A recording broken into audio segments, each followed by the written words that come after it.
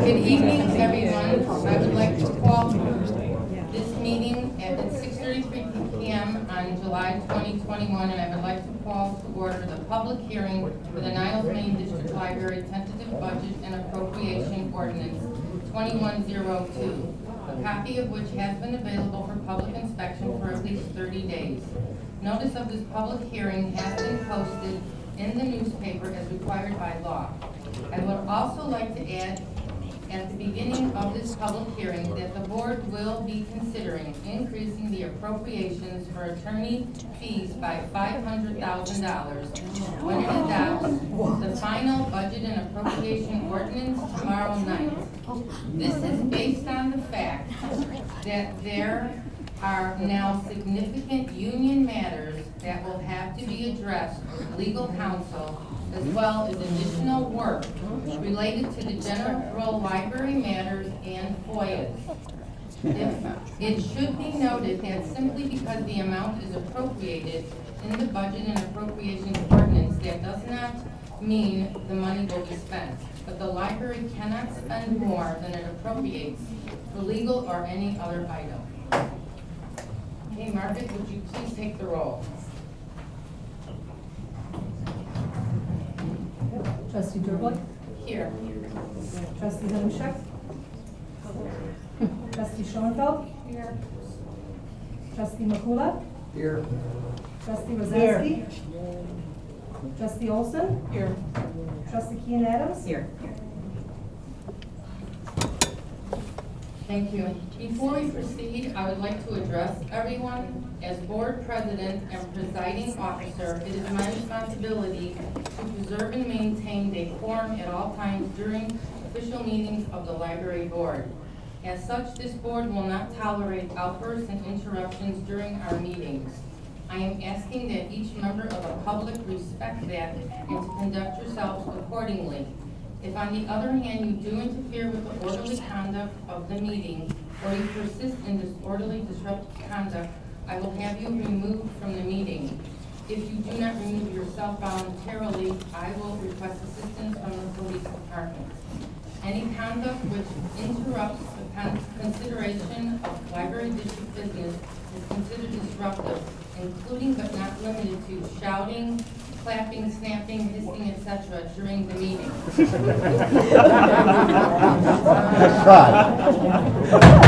Thank you. Public participation and comment. I'll repeat that. Public participation and comment will be permitted during the public comment portion of the agenda, consistent with the library rules. Remarks shall be made from the speaker's podium only. Abusive and profane comments will not be permitted and will promptly be ruled out of order. If you persist, you will no longer be allowed to speak. The board vests in me as board president the authority to terminate the remarks of speakers who fail to adhere to the rules. All public comments shall be addressed to the board as a whole, and no comments shall be addressed to individual members of the board, library staff, or other members of the public body. Thank you. Could we all stand now for the pledge of allegiance?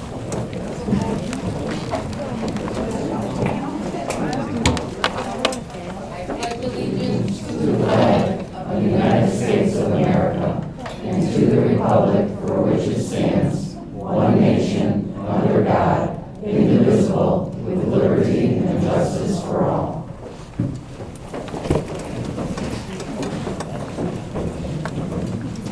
Next on our agenda is the beginning of our public comments. At this time, I will read the rules and procedure for the public hearing. This is a public hearing held for a specific purpose, and public comments must be limited to the specific topic of the public hearing, which is the Niles, Maine District Library Tentative Budget and Appropriation Ordinance 21-02. Everyone will have one opportunity to speak who wishes to speak, provided that the board can and will limit repetitive and non-relevant commentary. Individuals will be called for public comments in the order of the sign-up sheet. After all names on the sign-up sheet have been called, those who did not sign up wishing to provide public comments will be called upon to speak. Margaret, would you please call the first name on the sign-up sheet?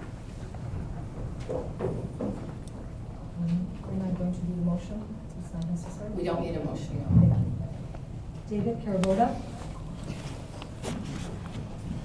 Good evening, Board, Council. I've been a Niles resident for over 30 years, and when we're in courtrooms, we have judges that say, what's the bottom line here? The bottom line here is that we have a board that stepped forward, and they were handed a proposed budget by the previous board. The previous board that delegated all of its authority to hire and approve hirings and other matters involving the library, they delegated that authority. Once they were elected, they handed it off to the library personnel. What happened is then the result. The board that left us, left sitting on the table a proposed budget of about $7.3 million. This board did not accept that budget and just put it through, which would have been the easy thing to do. This board knew that we're in Cook County, Illinois. You're not supposed to touch budgets. We know what the history is, but they courageously made a choice. They did the right thing. They looked at this budget, they looked at spending, and they cut the budget by 50, no, 40, no, 30, no, 20, 14%. And it restricts the library, puts a cap on spending to $500,000 a month. Now tonight, you're going to hear all kinds of reasons coming at you why we cannot operate this library at $500,000 a month. That is terrible if anyone tries to present that. That is totally incompetent. It's a waste of taxpayers' funds. This library can easily operate and provide the services that by statute, by law, it's supposed to provide, and provide it efficiently. If someone goes ahead and provides you with a service, but overcharges you for that service, they're violating their fiduciary duty. Such as, if I need something done that takes one employee, but the director hires 3 and pays them and puts them on the payroll, that's overcharging. That's a violation of fiduciary duty. The budget that's been presented, I have reviewed it. It's the result of this board doing 3 budget workshops in a week, interviewing the directors of all the departments, talking to employees, etc. I want to commend the board for its work, for its effort, and for all the heat it's taken, but at least we've accomplished something. From the last time we were here till now, we all know that originally the argument was on the one side, the library is going away. On the other side, that we need to go ahead and not have any cuts, so we need to stay at $7.3 million and budget for 115 employees. That was the original argument. The argument now is getting closer to the truth. And that is that, first of all, as I said, the library is always going to be here. The library is not to be saved because the library is not going away. Okay, so that's on the one hand. On the other hand, the library not going away, the argument stands on the other side, no cuts. They want $7.3 million and 115 employees. You wouldn't be doing your job if you did that. One last note, there's a sign here that says, Save the Niles Library, Council 31, AFSCME. And what that means is, save the Niles Library government jobs and government payroll. That's what this is all about. If you could guarantee that every job will remain, you wouldn't have this kind of heat and this kind of problem. Welcome to Cook County, Illinois. You're making a difference.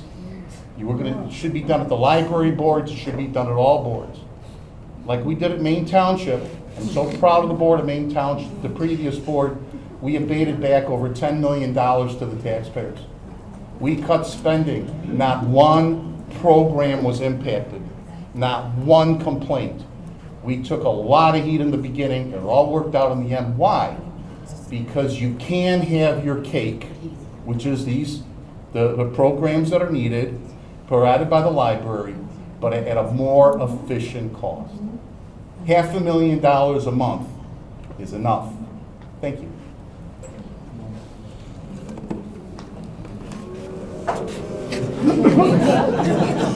Margaret, the next one, please.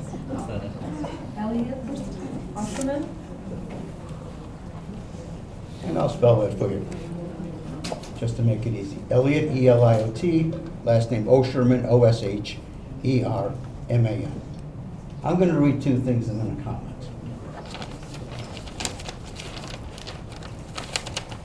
The first is the plaque that the library has in the lobby. This is a plaque from 2014. It says Niles Public Library, building renovation, dedicated January 31st, 2014 to better serve the needs of our library district. With special thanks to the Library Board of Trustees. Morgan, your name is on this, ma'am. This isn't relevant. It will be relevant in a moment when I make my comment. It'll be It's relevant when I make my comment. And I thought you said no interruptions. Excuse me, there are Not procedures. relevant. I thought you said no interruptions. You've interrupted me, ma'am. I was taught that it was rude to interrupt somebody. She's the chairman of this.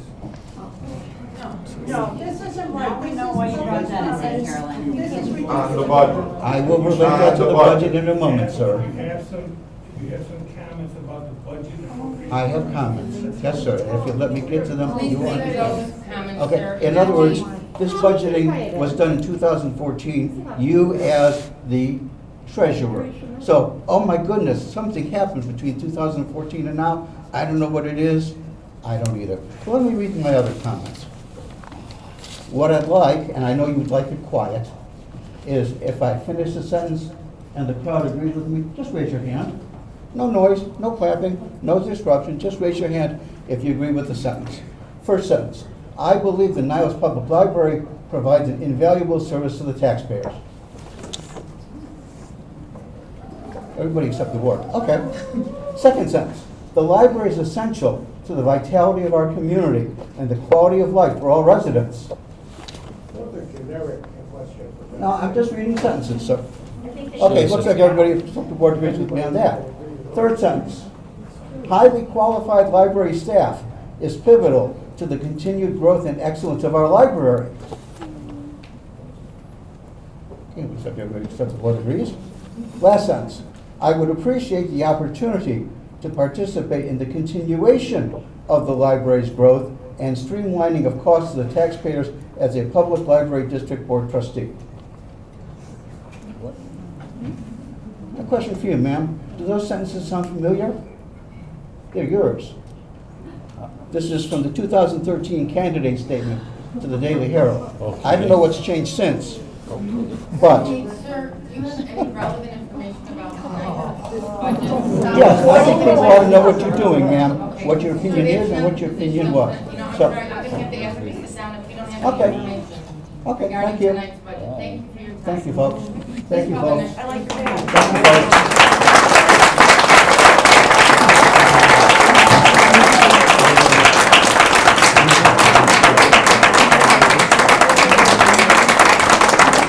Kathy Toy.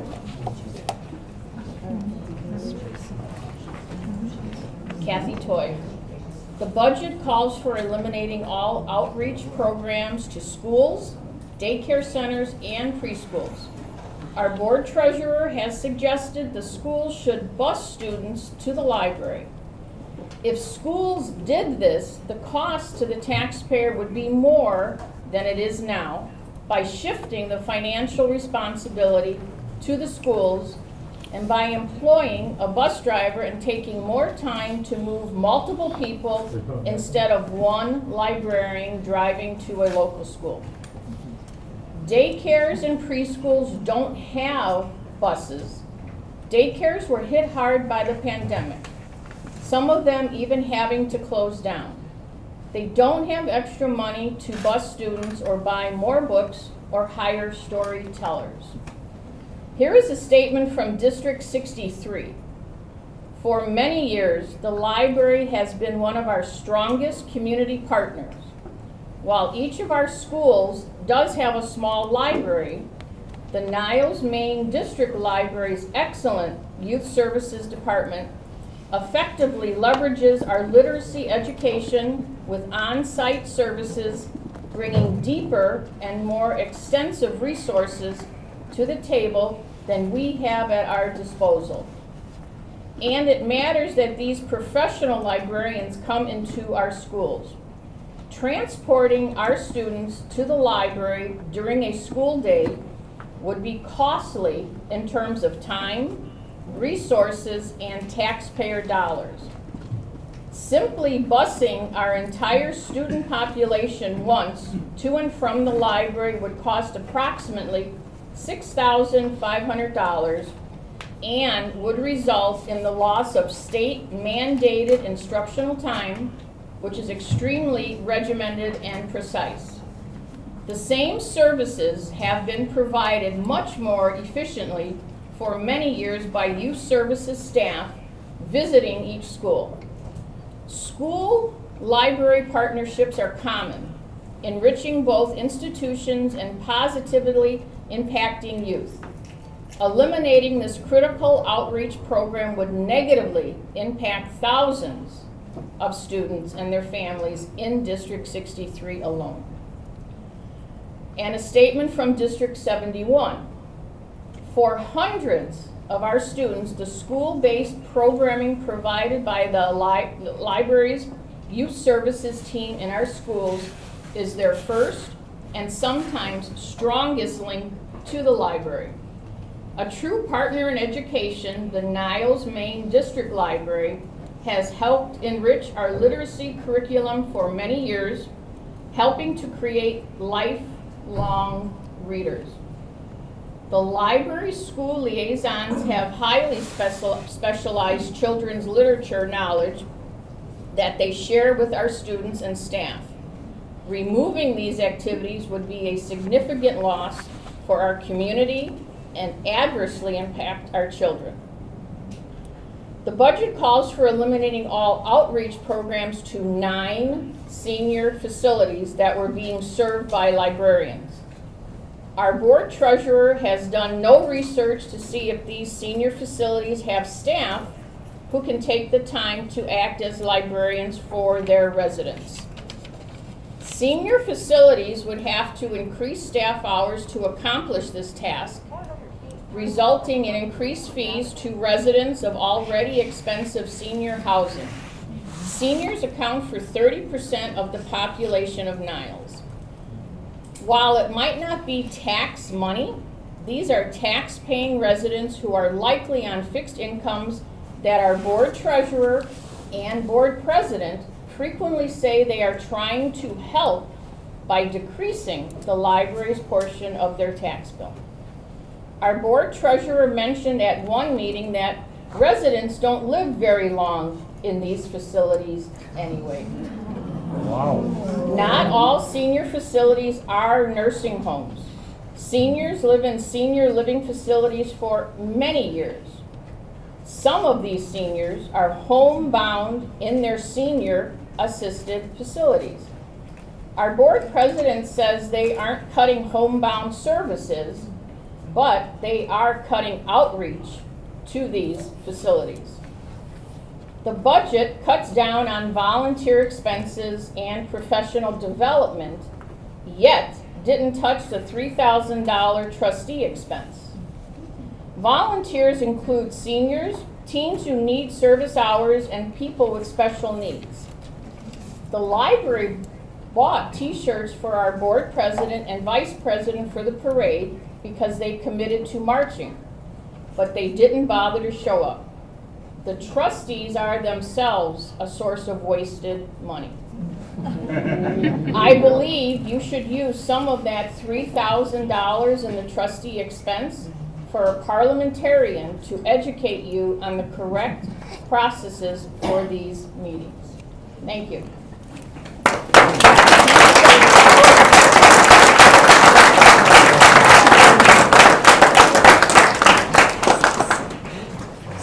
Ms. Marcia Ash.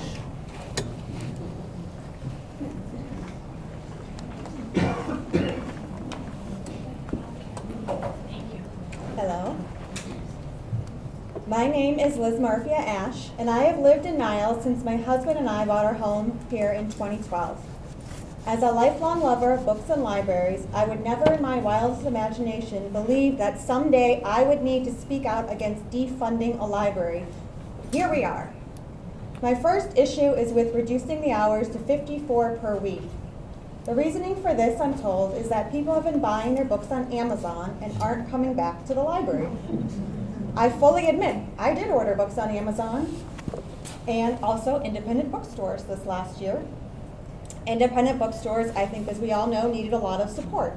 And I also personally don't have a lot of time to read books. I like to own them so I can read them at my glacially slow pace.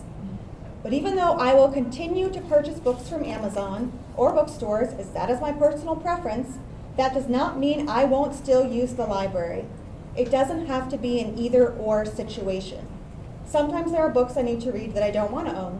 Sometimes I need to use the color printer at the library. I bring my kids to get books. My 12-year-old likes to rent out Nintendo Switch games or old Japanese Godzilla movies. And to be perfectly honest, with 3 kids in my house, sometimes I just want to come to the library for some peace and quiet. During the pandemic, when I was cooped up at home trying to do e-learning with my kids and working remotely, I can't tell you how many times I fantasized about working in one of the quiet study rooms at the library. So now that the world is ready to open up again, I ask you, why do we want less hours at the library? Prior to the pandemic, my favorite time to come was on Sunday afternoons. My husband and I both work full-time. Additionally, my daughter has a rare genetic disorder that requires her to attend multiple therapy appointments during the week and on Saturdays. Sundays are the most convenient days for my family to visit the library for some much-needed solace. And I know we are not the only family with their own story of either accessibility or time management issues that would love increased hours. 54 hours just does not make sense right now, especially since neighboring libraries such as Park Ridge, Glenview, Skokie, and Morton Grove are all open between 65 and 72 hours. I would love hours that can be more reflective of the diverse needs of our community. The library should be a welcoming place to all, and not just those that have the convenience of coming during the shortened hours. I also strongly disagree with the cuts to professional development for the staff. From one of the previous meetings I attended, it was mentioned that employees did not need to attend conferences because surely if there was some major advancement in the field of library science, they could just read about it in the paper the next day. I cannot believe we have elected trustees that would show such little regard for employees at the very institution they are overseeing. I am on the board of directors for the nonprofit organization that supports my daughter's genetic disorder. Professional development has been critical to the creation of our organization's programs. I have attended conferences in person, I have attended some virtually, and I have simply read about the ones I have not attended. There is hands down no replacement for attending a conference in person. It's not only about the information you learn from attending the speaker sessions, it's about the diversity of the people you meet in person and the exchange of ideas that come about. You say you want the library to be more efficient, right? Professional development is where they will learn about new efficiencies. The political and economic environments in which libraries operate mean that we need to be flexible, agile, and continually evolving. In order for a library to embrace change, its workforce must continually develop its professional and technical skills. Ultimately, it seems like there's a bit of mixed messaging going on here. I don't understand the overall goal of these budget cuts. I'm hearing that it's to save money for the taxpayers. But going to the library instead of buying books on Amazon does save us money. So which is it? Is everyone spending all their money at Amazon and not coming to the library? Or is everyone hurting from the pandemic and needs to save money on their taxes? These budget cuts seem to amount to about $40 to $50 in savings on my property taxes. That's about what it costs for my family of 5 to eat out at Culver's once a week. I am more than happy to pay my $40 to $50 to keep the Niles Maine District Library and their employees who work very hard and are very good at what they do and very skilled and not waste of space from falling below the standards so many of us have come to know and love. not paid much attention in the past to what's been going on in the local government. With my 3 kids and full-time job and my own work on a nonprofit, I've had little time for much else. But these budget cuts and glaring lack of respect for this beautiful institution have forced me to pay attention. People like libraries. You start making cuts to a library and clearly people wake up and take notice. And I hope that some of you will really think about the negative attention you have brought to our village, all because of a library. Do we want our library to be merely a room with books, or do we want to keep it as it is, a vibrant and beloved center of our community? R. David Lankeys wrote, "Bad libraries build collections, good libraries build services, great libraries build communities." We have a great library, and we'd like to keep it that way. Thank you.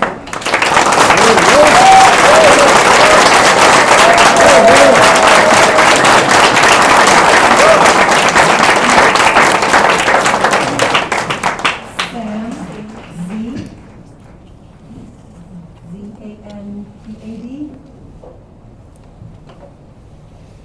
Again, Sam. Sam? Oh, Sam Zampano. Okay, I'm not gonna go through all the rhetoric these other people did. I can say one thing and one thing only. I'm getting there, I'm a little slow, I'm a little old. I've been around here for about 55, 60 years. I don't look that old, but that's how long I've been in Niles. Now, as far as I know, we are still a democracy, okay? You were duly elected by the people. Let's give you a chance to perform before we start raking you all over the coals. You have just gotten here. You haven't done anything yet, and they're all criticizing you for not being able to do anything. You haven't had a chance. Let's give them a chance. We have a government that was just elected. We got to give them a chance. We don't like it, we'll vote you out. And I'll be the first one to vote against you. But at this point, you are elected by the people of Niles. You should be able to do and perform your duties without all this nonsense. Thank you, Sam.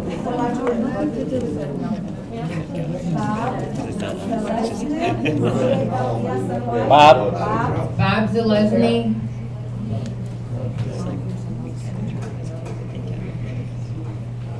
Just a reminder to everyone, we need to discuss tonight's budget. That's the purpose of this appropriation. Thank you. By getting our people to work with the budget.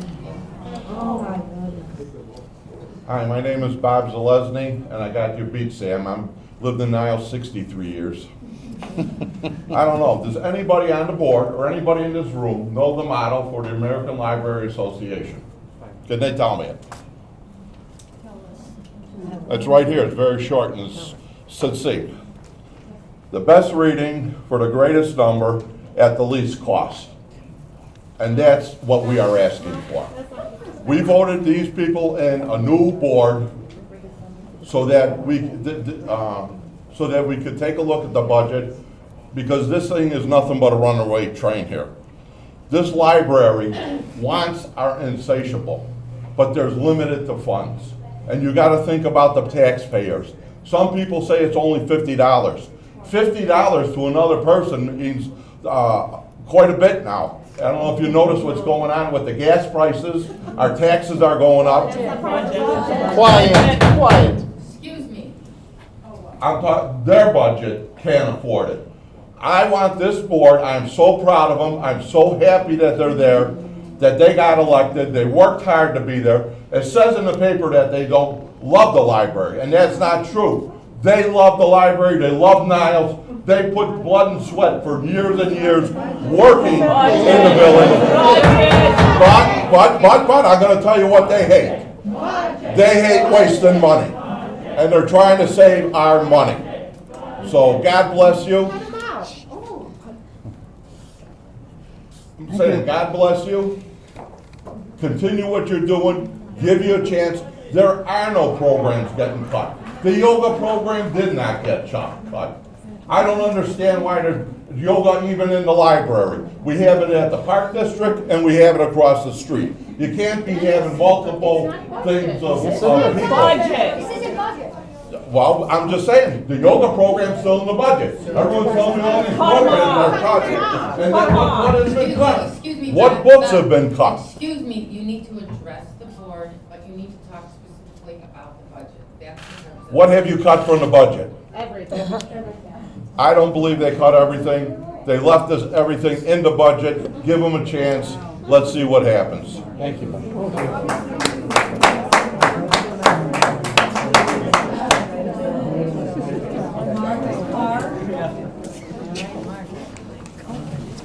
Excuse me, before we begin with our next speaker, could the audience please try to be respectful of everyone's comments? Thank you. Trustees, Counselor, the board has the right and obligation to assure that our tax dollars are being spent efficiently and prudently. I strongly value leadership that watches the bottom line, asks meaningful questions on spending, and thinks of citizens when making the decision. The budget document published for comment, however, does not exhibit this. You are either demonstrating a complete lack of attention to detail or have crafted a plan to play hide the dollars. I see two examples in your proposed budget of questionable accounting. Example 1, basic payroll accounting demonstrates that when compensation dollars go down, Social Security dollars also go down. Apparently, the library board does not recognize this principle, as the amount allocated to the Social Security remains the same even with the lowered compensation amounts. Based on what I know about the Social Security taxes, the amount allocated I figured out to be around $42,000 less than what's currently listed on your proposed budget. Are you hiding the $42,000 in the Social Security bucket to spend elsewhere? Because of the proposed reduction in labor costs, what else have you apparently properly not taken into account? Workers' comp, benefit allocations, unemployment insurance? It makes me wonder, what other numbers in this budget were pulled out of the air?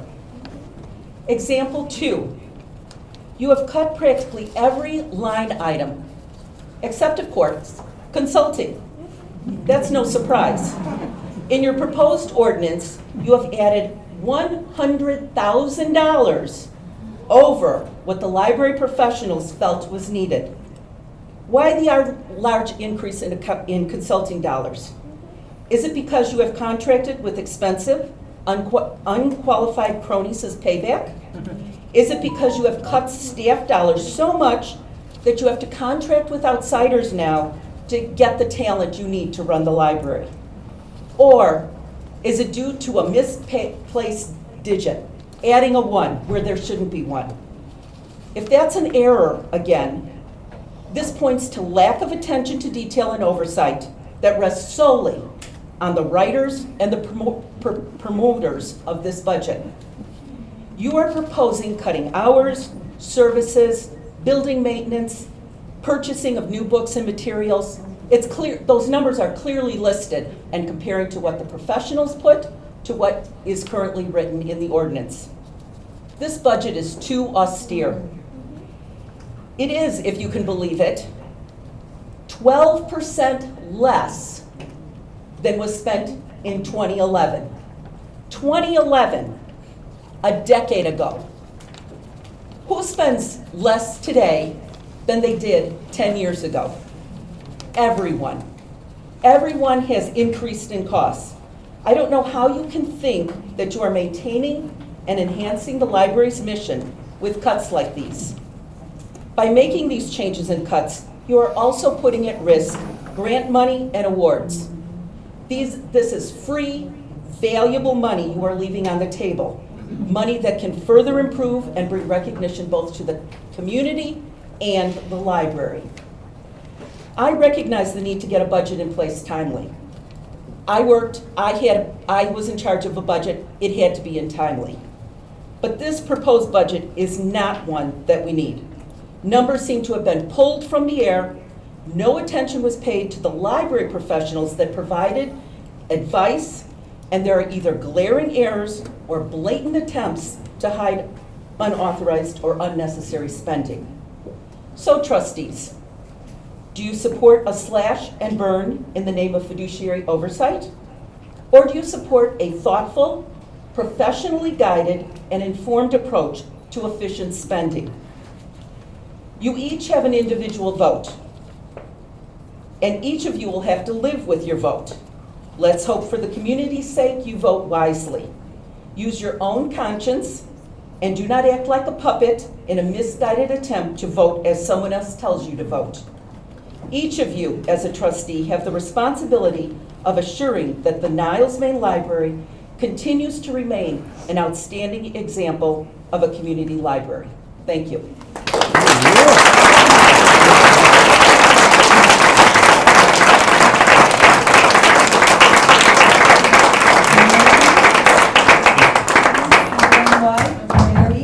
Try it one more time, they can't hear you. Mary, C-U-N-Y.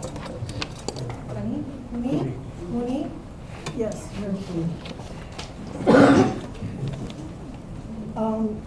In my opinion, I'll go along with what she said.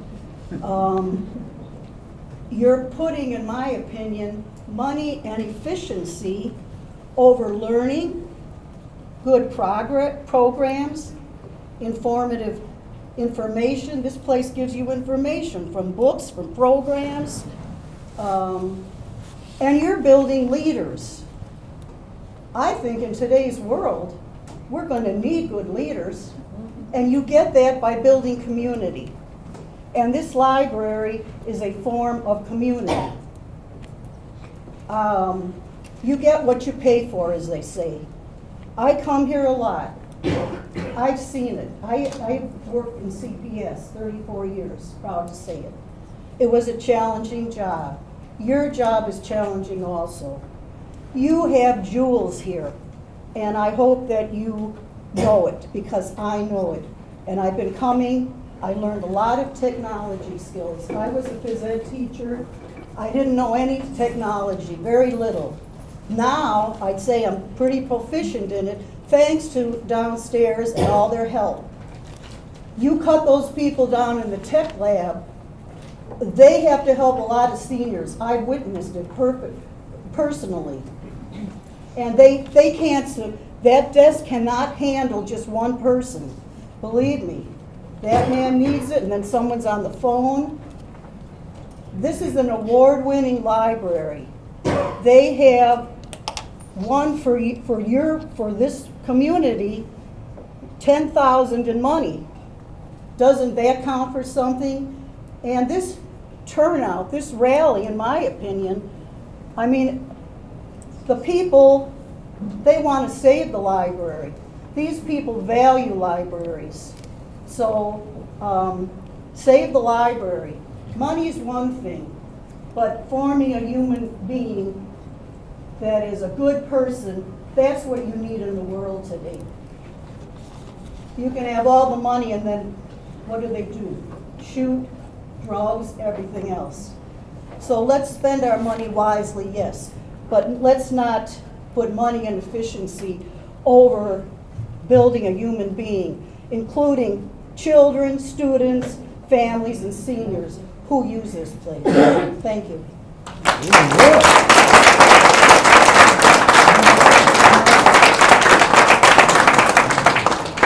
Robert Burris, B-U-R-U-S, I believe.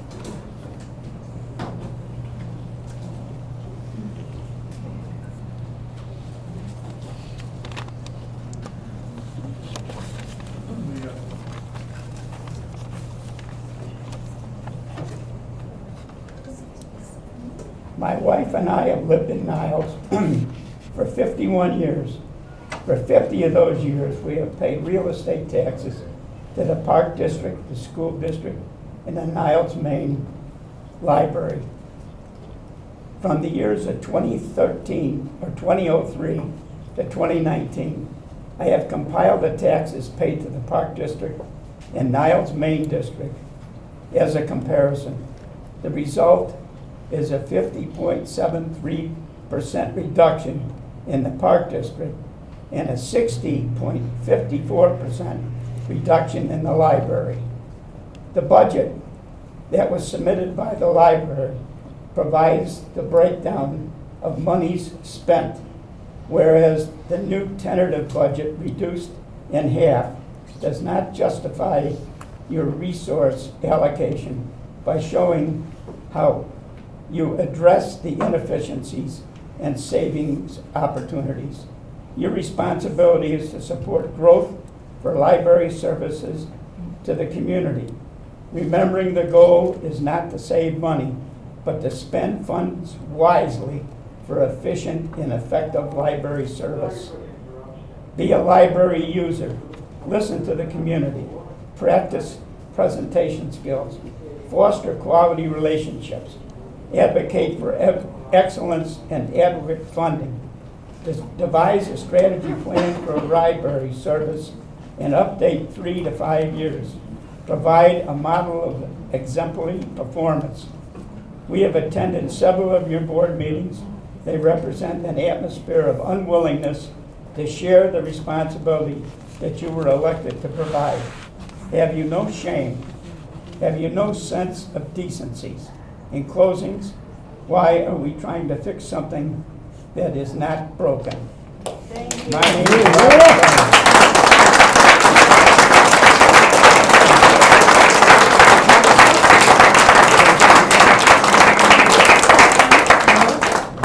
Pam Wolf.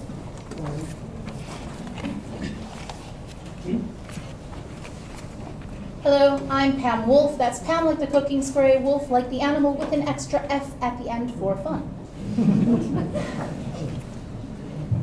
Hierarchy of needs. Food, water, shelter. This library is a shelter. It is a shelter for the lonely. It is a shelter for teens who might not have another place to go. It is a shelter for the underserved. It is a place where those of disparate minority communities, religions, sexual orientations, races, ethnicities can come, be served, find things about their interests. You want to cut funding to get new books on that. But that's not the biggest problem. The biggest problem I saw in the budget, one line item that was cut, the roof. Now, back in 2013, we had flooding. I had one box of books that got caught in the flood and was destroyed. $100 worth of books. Now, this was one little file box. Luckily, we had insurance. Because also my parents had done their job on getting the house all set up so that it didn't have its own leaks or stuff like that. We know that the roof needs refurbishment. It was taken out. I happen to have used to work for insurance companies. They don't like to pay out money when you don't actually take the time to ameliorate problems before they happen. We have a shelter here. Excuse me, could you try to I am talking discuss about the budget, please? I It has am nothing to here. do with the I budget. am. So, Social commentary, it's not budget related. so the budget, the line item was removed so that we are not going to have a refurbishment of the roof in this budget. Now, the reason this is a problem is because down the line, if that roof is not fixed, there is going to come a storm and that roof will fail. And what happens then is not only do we lose books, not only do we have to have more repairs done to the roof, but we lose ceilings, we lose floors. We have hundreds of thousands of dollars of damages done that we, the taxpayers, will have to take care of at some point. Why? Because of short-sighted budget slashing now. That is not fiduciary responsibility. That is short-sighted budget cutting for the sake of 14%. And I want to say this from my mother. My mother comes here more than I do, and we went out to breakfast on Sunday. That cost us the amount This is of that. irrelevant. Yes, it is. Please. We would like to, we say that we would like to spend that much. My mother would like to spend that much on her homeowners, taxes for the budget to keep the roof on the budget. That is a budget commentary, but since it's against what you want, I guess I'm going to be cut off. Thank you.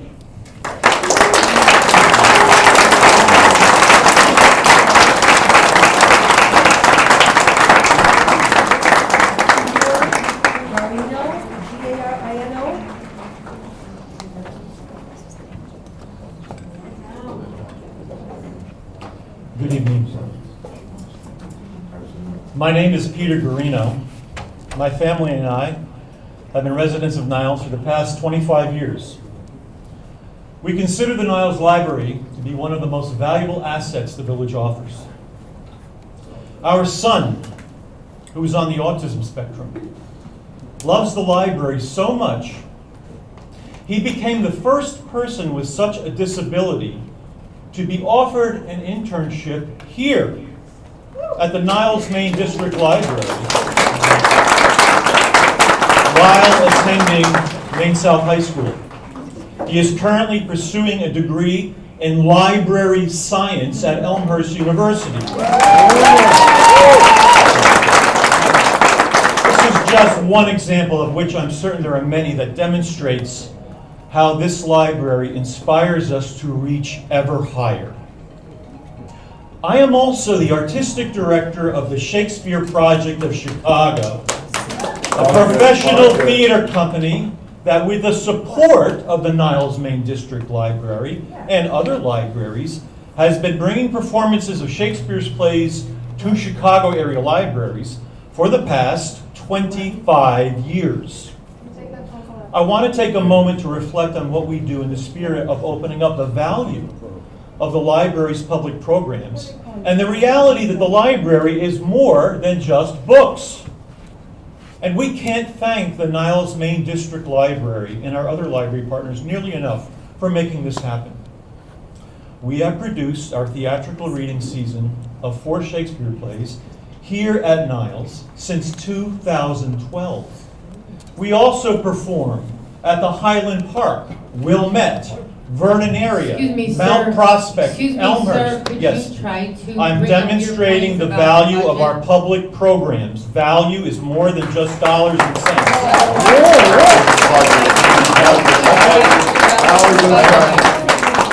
No Shakespeare tonight. Oh, make America great again, huh, buddy? Your guy doesn't even read books. You know what his library is going to be? A porn house on 42nd I'm sorry, Street. sir, you need to sit down. You're out of order, sir. I'm sorry, sir, you're out of order. Please take your seat. No, I'm not done. Program. No, I'm not done. Discussion program. No, These ARPAs are inappropriate. that was inappropriate. It's my time to speak here. Sir, I have a right to speak here. Sir, you need to speak about the budget. Okay, here we go. All right, we're getting there. All right, let's get right to the budget. And sir, please address the board. I am addressing Thank the you, board. sir. If I'm not interrupted. Sir, please Yeah, address okay. the board. Thank you. All right, here's the budget. One of the then candidates, now a trustee, said in a 41-second YouTube video, "We will eliminate wasteful spending and bring more transparency to the library." A recent study showed that NMDL spending is about in the middle compared with peer libraries. And as far as transparency goes, the actions demonstrated thus far by the newly elected board members couldn't possibly be more opaque, as evidenced by their stonewalling on numerous FOIA requests. The campaign statement went on to say, we're going to initiate new programs and make the current ones more relevant. Well, what are these programs? And as far as making the current programs more relevant, how are they falling short? Who is not being well served? Those of us who love the library are happy to help make it better for all. And the statement continues, we are the change that will save our library. Well, I, like many here, were not aware that our library needed saving, but now it does. Roof repairs have been recommended since at least 2015. Unless immediate action is taken, the library roof may literally cave in, and then we wouldn't have a library anymore, and many of us would never be able to afford to buy them on Amazon, as another trustee has suggested. And where would we meet to discuss our books? Where would we go to get expert advice on how to find things we didn't even know we liked? Where could we take our children to discover their own sense of wonder and magic that comes from the encounter with words and ideas that are not their own? Over half of the families in Niles speak more than one language. My family is not one of them. But I might like the opportunity to learn another language, and a library with books and tapes would be a great resource. And I would like my neighbors and their children who may be struggling with English to feel the welcome of their native language in a place that can bring them the richness of English as well. These things won't hinder the adoption of the language of the country they live in. By 1890, more than 1,000 German language newspapers were being published in the United States, and the children, grandchildren, and great-grandchildren of those immigrants have managed our language as well. Houses of worship all across Chicago offer services in a multitude of languages. Just one example. St. John Brebeuf offers Mass in Polish every week and has done so for years. Excuse me, sir, this has nothing to do with the budget. I'm sorry. Okay, all right. One last point. We'll get to it. No, sir, we need to get to it No, now. I'm getting to it now. Here it is. So, what's a library trustee supposed to do? Here are a few important elements. Okay. The library board trustee manual says, and I quote, support growth of library services to the community, remembering that the goal is not to save the community money. That's in the manual. Yes. Okay? But spend the funding wisely for efficient and effective library service. Well, the fact that there is no evidence that the library's spending has been out of line. Again, we have been judged to be in the middle compared with our peers. And by the way, if the library does not repair its roof, there is no way it can provide effective library services. All right. I'm going to finish with one last thing, and thank you for your indulgence. The introduction to the library manual. The public library is the heart and soul of every community. And the Board of Trustees ensures that it remains strong, vibrant, and relevant to patrons with a wide variety of needs, hopes, and dreams. Thank you.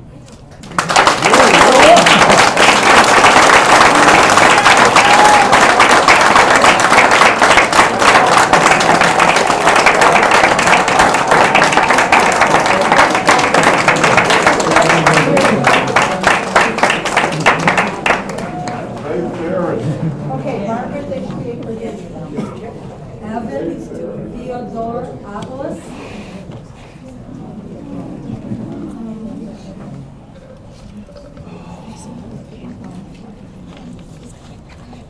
Good evening. My name is Evan Theodoropoulos, and I'm an incoming 7th grader at Culver School. I am speaking for all the kids that live in Niles and surrounding areas. Taking away the outreach at my school and the promotion of reading at my school isn't fair to the kids. You are trying to deprive kids, and even seniors too, of having access to books from our public library. It is unfair. It is not just your library, but ours too. As elected officials, you are supposed to represent all voices in Niles, including mine, the seniors, and people who work here. We all count and we all matter. Thank you.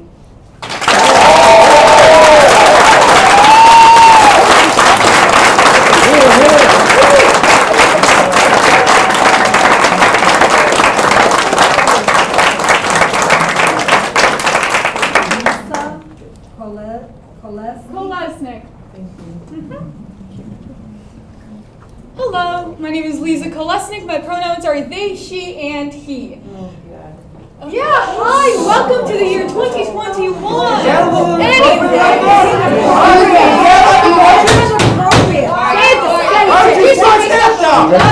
That has nothing to do with the budget. So I'm a teenager, I'm an immigrant in America. At my school, at my high school, I spent there until 7 p.m. My Saturdays were busy. The only day I had to go to the library was this Sunday. You're planning to cut the hours, so I wouldn't have that time to go to the library anymore because I was busy. You're thinking that people buy books on Amazon. My mother used to work 3 jobs. I was an avid reader when I was younger. She would not be able to afford all of those books that I read by the day. So by you thinking that we people could afford to buy all of our books on Amazon is crazy. I'm sorry, that's crazy. And judging by how many people, last thing I'm gonna say, judging by how many people out there are against you versus how many people are here to support you, you're clearly not supporting the community. So whose boots are you licking and how good do they taste?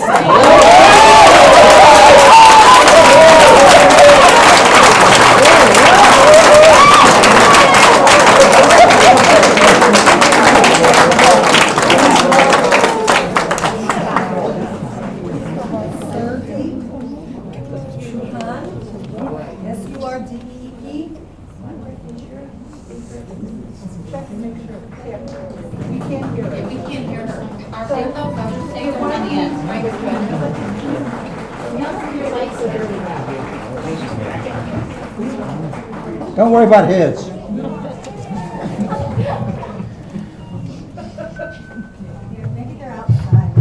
That one should work. I think that is real. Carolyn, just a thing, can we make sure that there's no more bigotry outbreaks? Yes. She's not listening. I heard you. Thank you. Surdeep Chauhan. Surdeep. Okay. He's coming from the other end.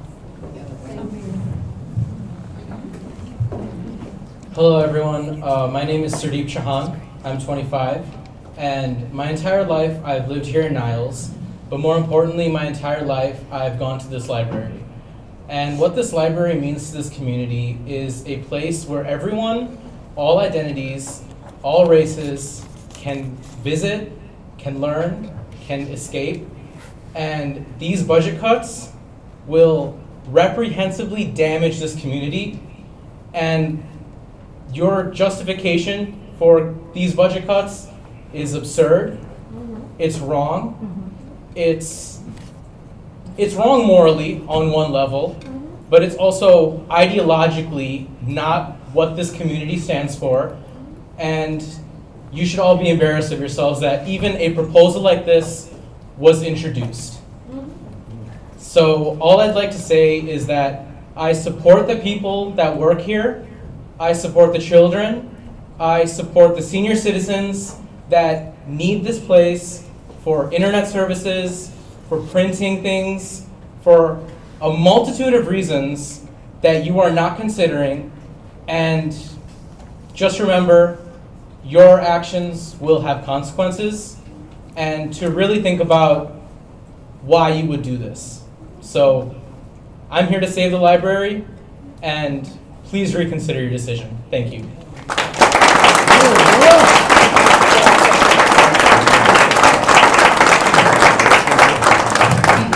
Before the next speaker, I just want to remind everyone in the audience, please do not make any comments to the speakers. Keep your comments to yourself. Please, we're trying to maintain a decorum of respect for everyone. Thank you. Daniel Bedoya.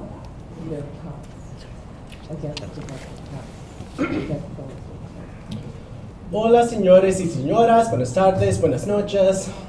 I'm sorry. I know how non-English languages make you feel all scared and nervous and uncomfortable, so I'll meet you on your level. Good evening, trusted board. My name is Daniel Bedoya. I am commenting on your proposed budget cuts to the Niles Public Library, obviously. Also, let me make it clear, I am a queer Latino. If you cut me off during my comment, it is racist and homophobic. I don't make the rules, there are cameras. Anyways, I'm not going to waste my time here to outline the ludicrous budget cuts you are so eager to pass. We're all aware of these atrocities you're working diligently to commit. I'm here to put on the public record, this will not stand. Your budget cuts are an attack on working class, low-income families who, let's not forget, are predominantly people of color. You know, people who are not represented on your board, nor whose interests are reflected in the Caucasian-laden bodies on stage tonight. This is a library. It is an institution of the free exchange of knowledge and ideas. Your conservative politics have no place in these halls. The budget cuts simply serve to strip citizens of access to knowledge and resources that keep them informed voters. But that's what you want, right? You relish in ignorant citizenry because the more people who don't know when local elections are, that benefits you. Those are voters you work to keep in the dark because they had full access to the library's resources. They'd more easily recognize your attempts at capital gain and voted against you so fast, their sonic boom would blast your old bones to dust. Your efforts with this budget are to create a silent majority that enables your power. Your very livelihoods are predicated on 8% voter turnout, so you can cast away all campaign promises to pave more pathways for the conservative legal project that is halting this nation's social progress for centuries to come. But we will no longer stay silent. We see you. Niles sees you. We recognize your intentions, and we want you to know we will make the rest of your respective terms as Board of Trustee members an absolute nightmare for you if you follow through on this budget proposal. Do not get me mixed up. This is not a threat. This is a promise for collective, civilly disobedient action. You can expect angry, betrayed citizens like myself to be at the forefront of all future protests, demonstrations, and Occupy movements that seek to dismantle your power. This is a public library. This is a space for progress, not industry. This is our space, not just yours. And worth noting, for the right-wing conservative freaks that you all are, it is absolutely mind-boggling. You're cutting something like the Veterans History Breakfast, which proves that you do not care one bit about patriotic or American values. Your decisions for cuts are based on nothing more than personal prejudice and career interests. I know I might be introducing some lofty concepts that outweigh the collective brainpower on this stage, so here are 3 concise action items for you to consider. 1. Vote no on your unintelligible budget proposal tomorrow evening. 2, immediately after voting no, resign from your positions. All of you. I mean it.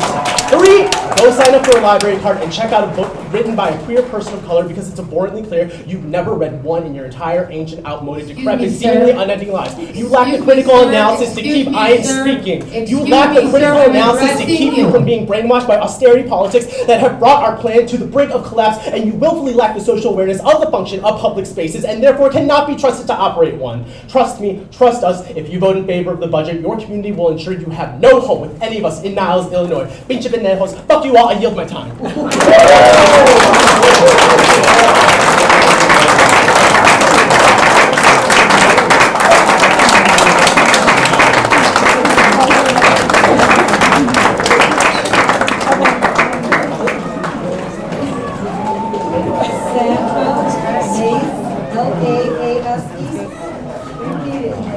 Sandra Lace, L-A-A-S-E.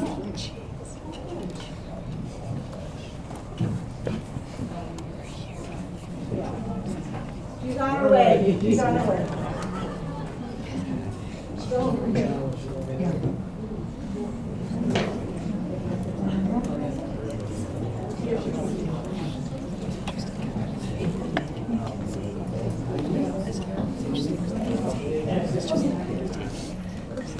I am Sandra Lass, and as I commented outside, that's a hard act to follow. The exemplary and current Niles programs and operations need to be fully supported. As a therapist and an educator, one of the basic tenets is that people learn in different ways. And the Niles Public Library is exemplary in that regard. They have well-balanced programs that can convey information and learning auditorily, visually, and kinesthetically. And by kinesthetic, you probably all know auditory and visual, and the kinesthetic is by movement and action, so that the yoga for seniors in the Makers Lab. And people that come for these programs also make use of the library in other ways. And as was brought up, the library is the heart and soul of the community. Therefore, there needs to be highly qualified staff and support for their development, for their professional development. Boards make policy. They do not run the library. And in looking at the budget and what the board wants to do, I would say that they are unqualified to run the library. Also, the development of a budget is based on a plan that reflects the needs of the community. The budget, the money, follows the needs, not the other way around. And the needs are determined by the professional library staff.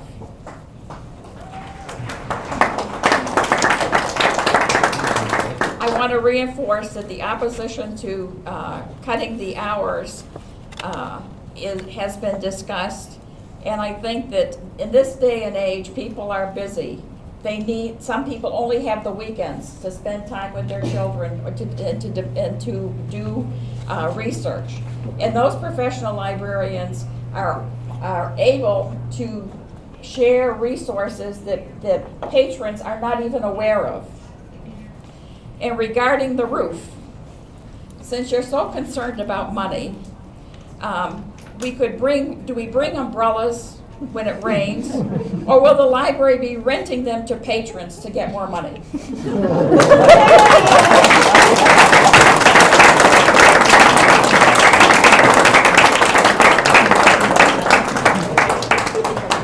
Royce Hamill. I don't think they no. Okay, now. Royce Hamill.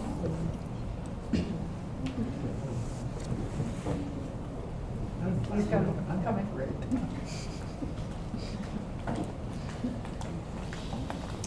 Hi, my name is Royce Hamill. I work at Pastimes in Niles and Golf Mill. You may have seen me before, so hi everybody. So I actually have a couple of questions for everyone here, and that's all I'm going to say. Is what would happen if you were a kid forced to assimilate into another culture, and you want to cut budgets to other languages? What if my first language wasn't English? It is, but my second language is Japanese. Arigato. Thank you.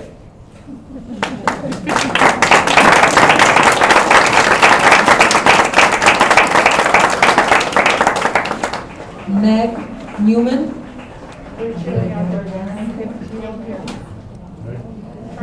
Meg Newman. Oh, she's here. Hello. Longtime library fan, first time speaker. I've lived in Niles for about 4 years now. So me and my husband lived in the city before. We wanted to find some place to raise our family. And we did a lot of research. Niles seemed like a great place for families. Unfortunately, the events of the last couple months, weeks, feels like years, has really led me to question, is Niles the right place? Do our elected officials have the right things in mind when it comes to our library budget? A couple of comments that I specifically want to address. Some of the comments that have been made by, let's say, this half of the board, have been that there are times when nobody's in the library. I actually am a bit of a data nerd, so I pulled up what is the actual library utilization. We're currently averaging about 50 people an hour every hour the library is open. A low point has been 10 people. There have not been less than 10 people using the library in any given hour during the library's been opened. So since we expanded hours. When we look at that, I don't understand where you're coming from when you say the library only needs to be open 54 hours.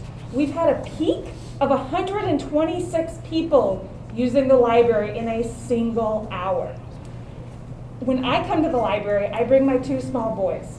George loves the children's wing. Every single time he comes up, he wants to run and say hi to the librarians, every single one he sees. He likes to pretend that he's Miss April and play with he's giving his own story times. If you're cutting hours and cutting these librarians, you are cutting my son's ability to interact with this library. When there's 126 people, are they always going to pay attention to a 3-year-old who wants to talk about construction books? How many other people use librarians? That's kind of what I want to see. Does anybody else ever come in here and say, like, hey, I need some help? Yeah. Who is going to help us? Excuse me, you do need to not adjust the crowd, but adjust the board. Okay. Thank Does you very anybody much. on the board ever come into the library and ask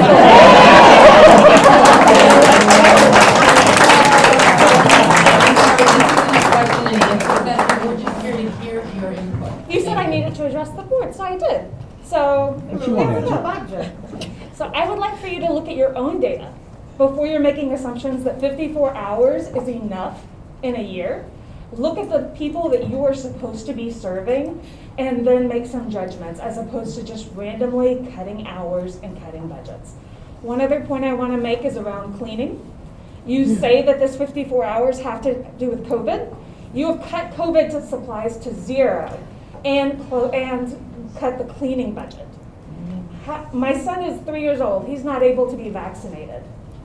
It is a concern. If you are saying that you have fewer hours because of COVID, but you are also not taking proper COVID precautions, what does that mean for your patrons? Thank you.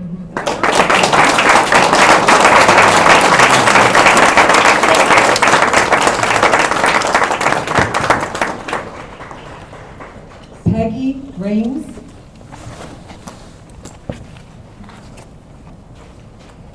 Thank you. I speak in opposition to the proposed budget cuts. The proposed $1.5 million in budget cuts are reckless and unnecessary. The community is demanding a return to normal operations. We want the library to be back at normal operating hours. The proposed budget is a step backward, curtailing operations and ignoring the public's desire to return to pre-pandemic levels of service.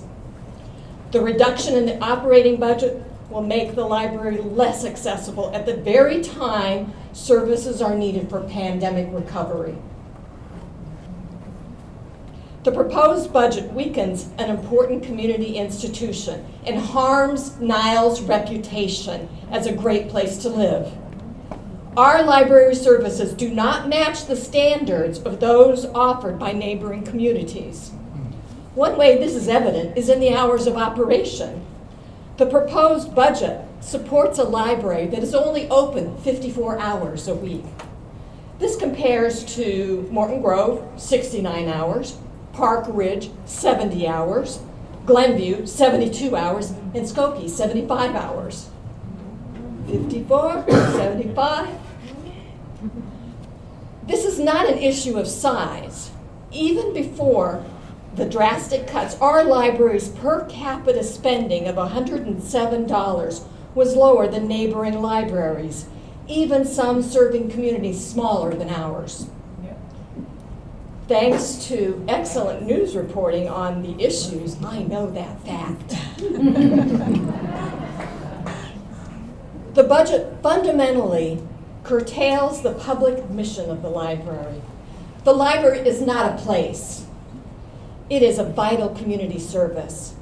The proposed budget cuts will hollow out the library and impact the most vulnerable members of our community, eliminating outreach to schools and senior centers and potentially reducing resources for community-oriented programs like the Veterans History Project.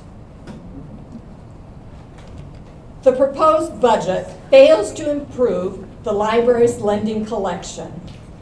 Already, I must fulfill many of my borrowing requests through the interlibrary loan program. Often waiting weeks for books to arrive, I'm grateful that we are a CCS library, a member of a group of 28 libraries in the north and northwest suburbs that lend to each other. But I wonder, what kind of a partner are we? Are we ethically meeting our responsibilities as a member of a lending library network by cutting the budget for acquisitions?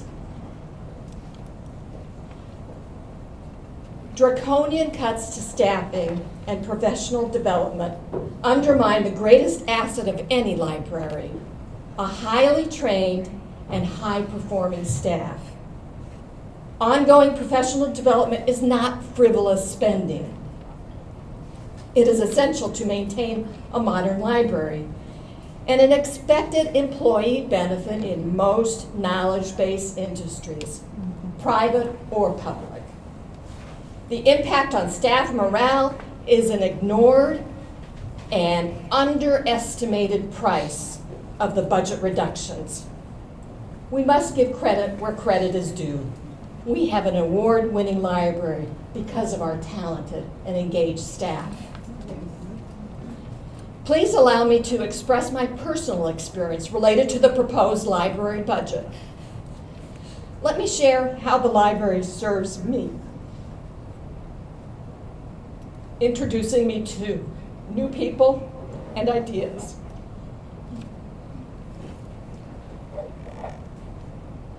I just finished reading the Pulitzer Prize-winning Evicted, Poverty and Profit in the American City by Matthew Desmond. What an amazing nonfiction book. I borrowed the large print edition from the library because, well, I'm old. My eyes don't see so well.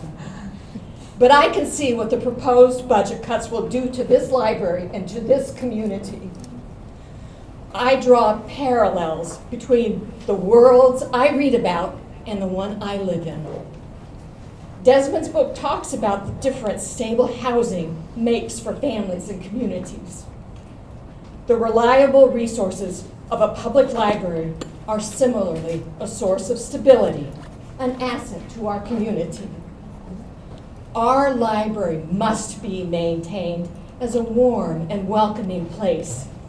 It is, in fact, a refuge for some children, a ladder up to others, a lifeline for seniors who might otherwise experience isolation. The disastrous cuts that the proposed budget will require are simply not serving our community. The budget as presented represents a breach in your fiduciary role as elected officials. I am asking you to do your jobs and table tomorrow's vote to adopt Ordinance 2103.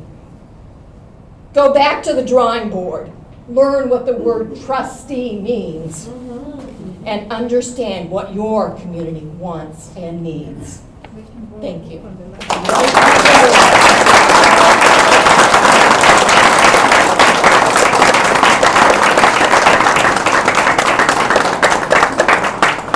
Kate Levinson.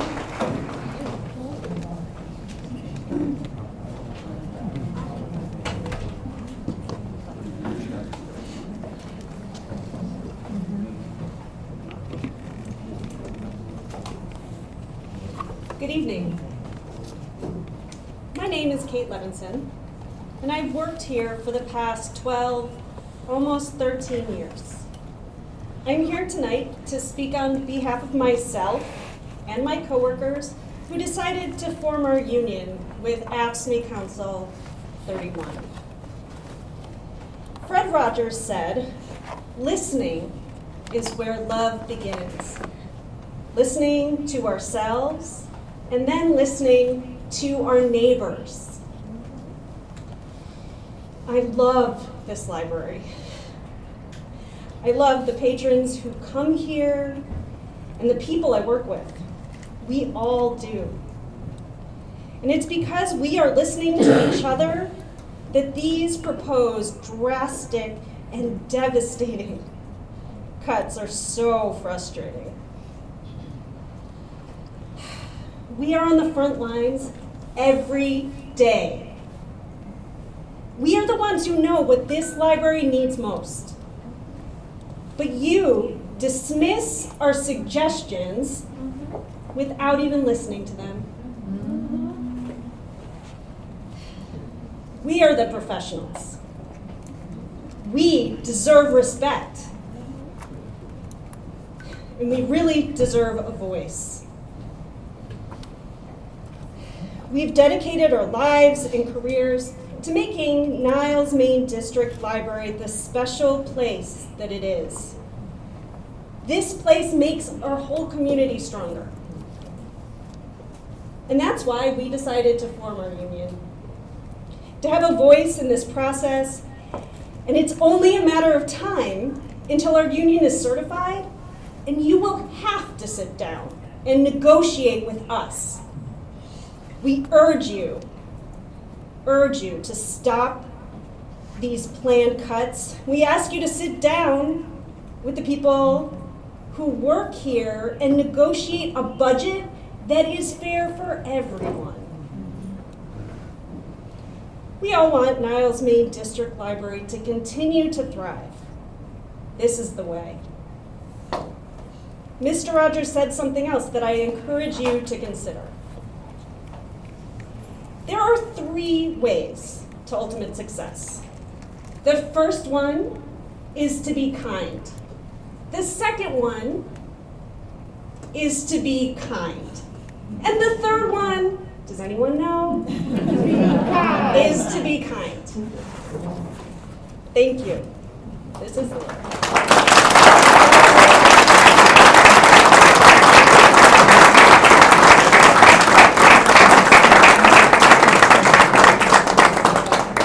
Nathan Bragg.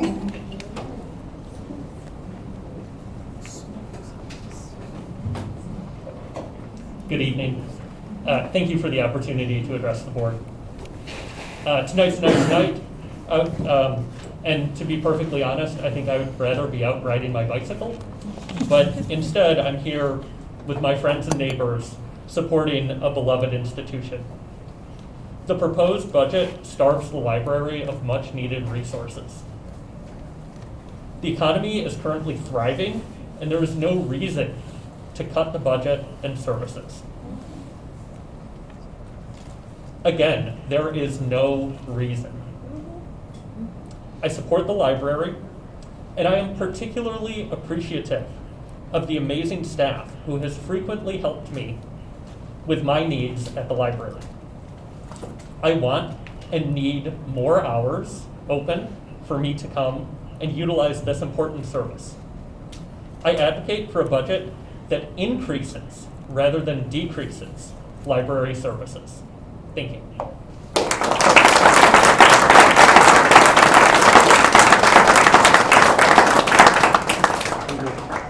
Jeanette Lee.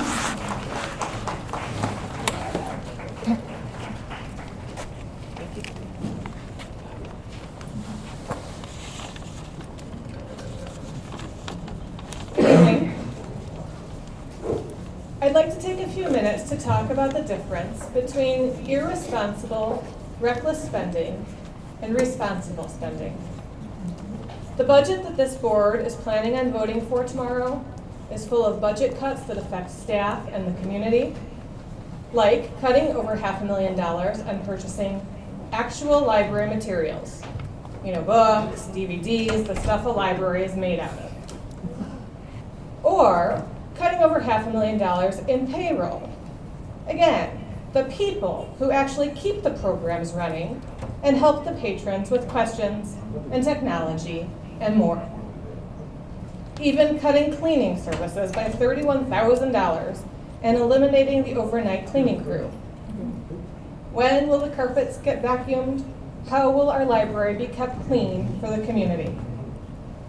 But at the same time, this budget increases administrative costs in a most fiscally irresponsible manner, like increasing the budget for consultants by $100,000. During the most recent election, supporters of this new board like to talk a lot about reckless spending. Let's compare our ideas of what this entails. I see reckless spending as hiring a new lawyer who charges more than our previous well-qualified lawyer did. and increasing the budget for legal fees. Not only that, but spending over $19,000 on legal fees in the month of June alone. Completely irresponsible. This is not a line item that benefits the community. Reckless spending, according to the supporters of this board, was when the library spent money on a dishwasher and a washing machine. These items were used to clean stuffed animals, Legos, and materials that patrons handle frequently.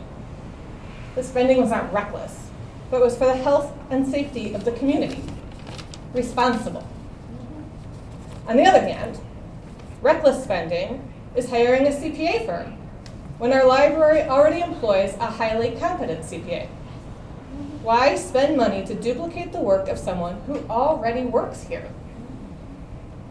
There have been complaints about duplicating programs, like having chair yoga both here and at the senior center.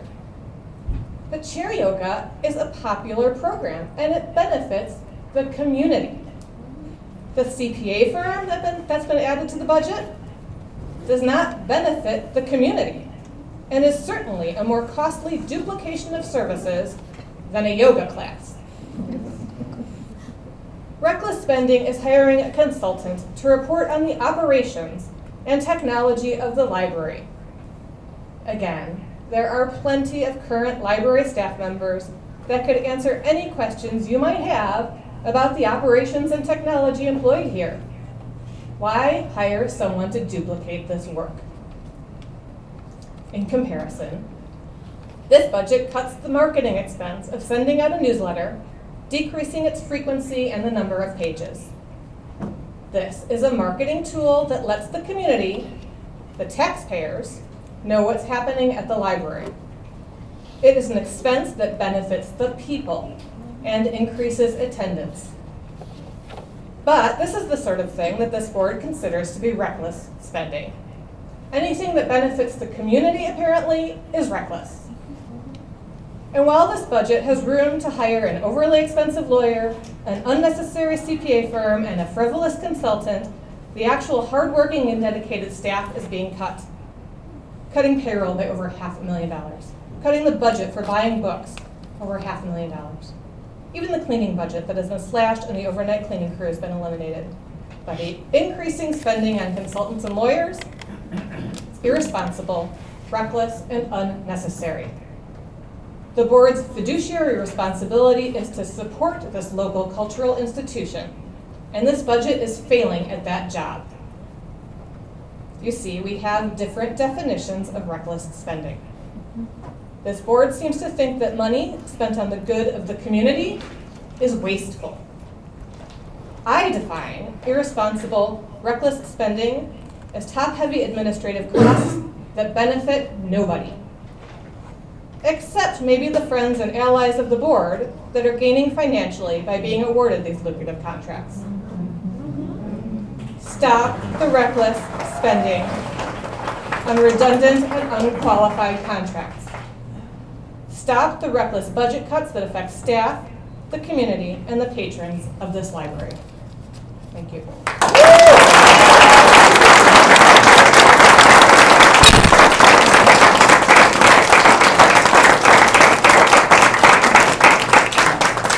Larissa Danvers.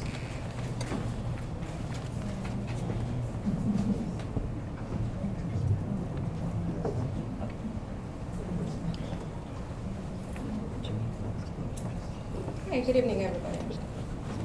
We've heard from this board that the plan is not to fire anybody, but a reduction in payroll budget, in the payroll budget by almost a little over $500,000 does contradict that previous statement.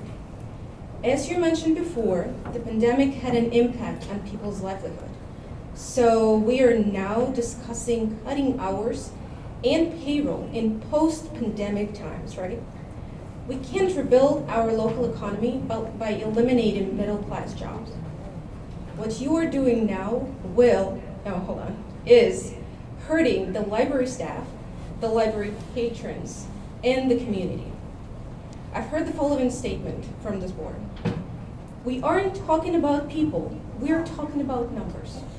Well, guess what? When we discuss payroll, we discuss people. This board mentioned that some public comments were not factually correct.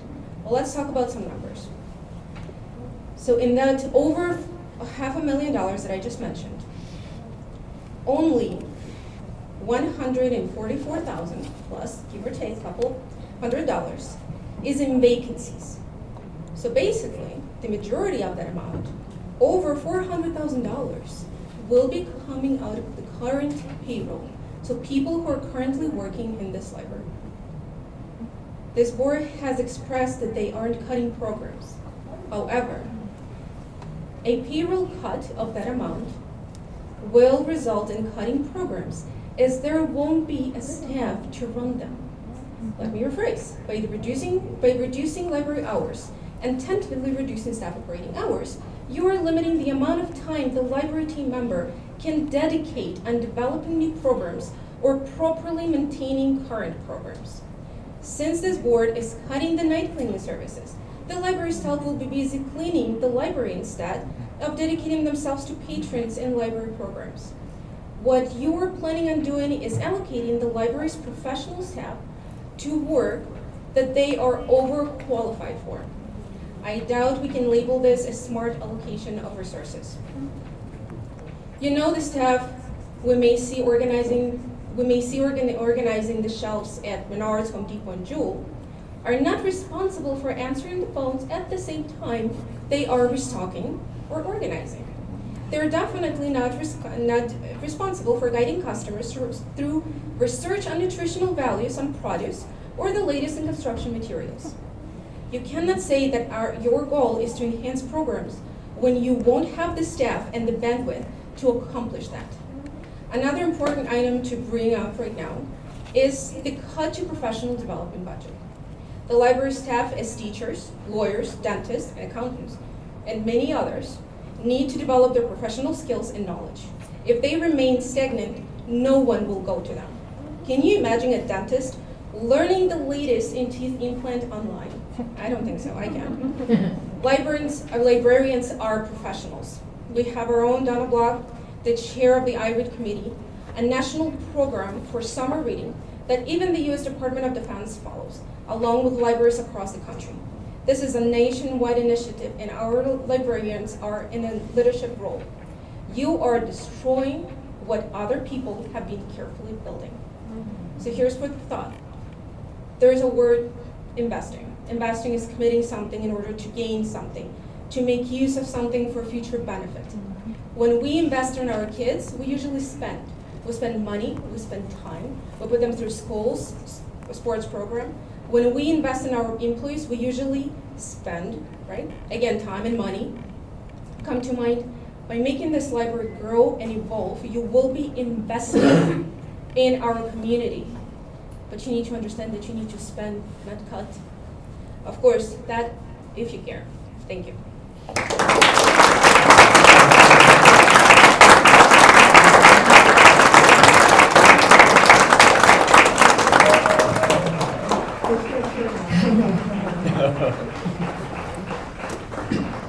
Okay, they can probably hear you. Mark Newhagen.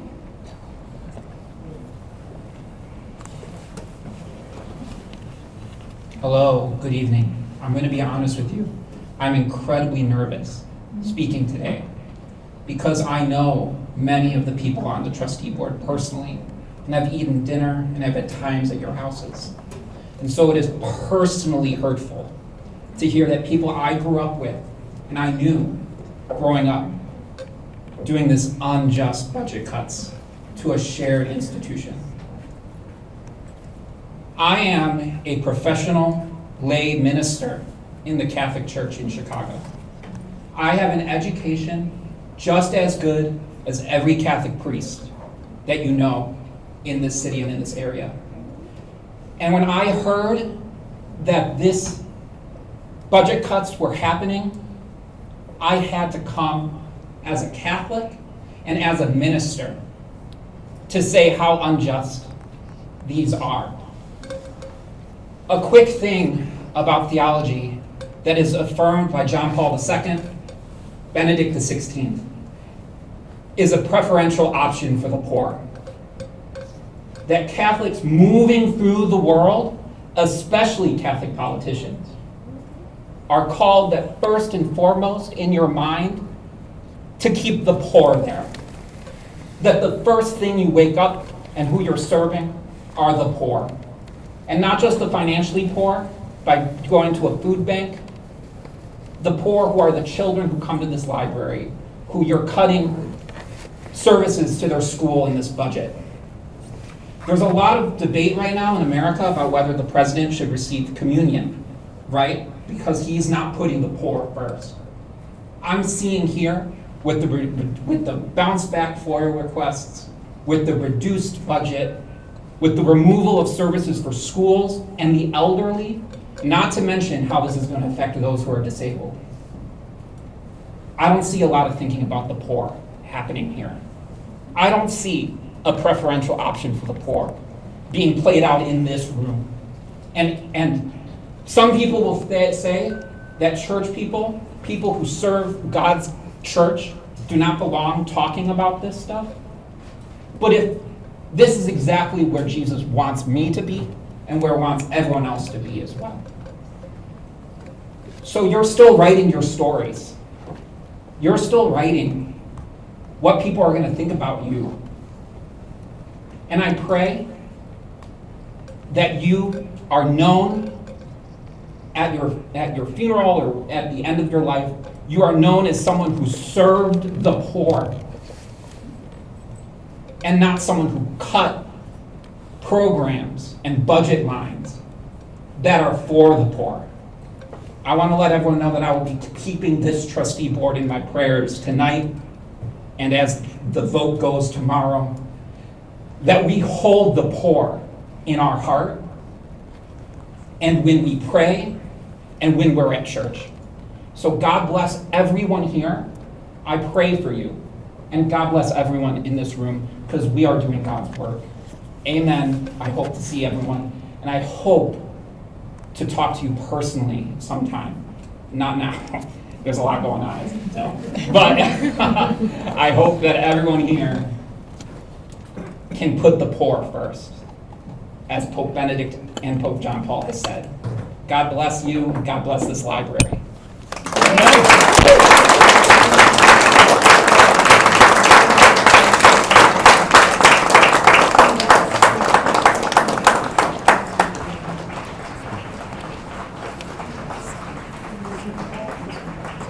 Nick Mazer or Mazur?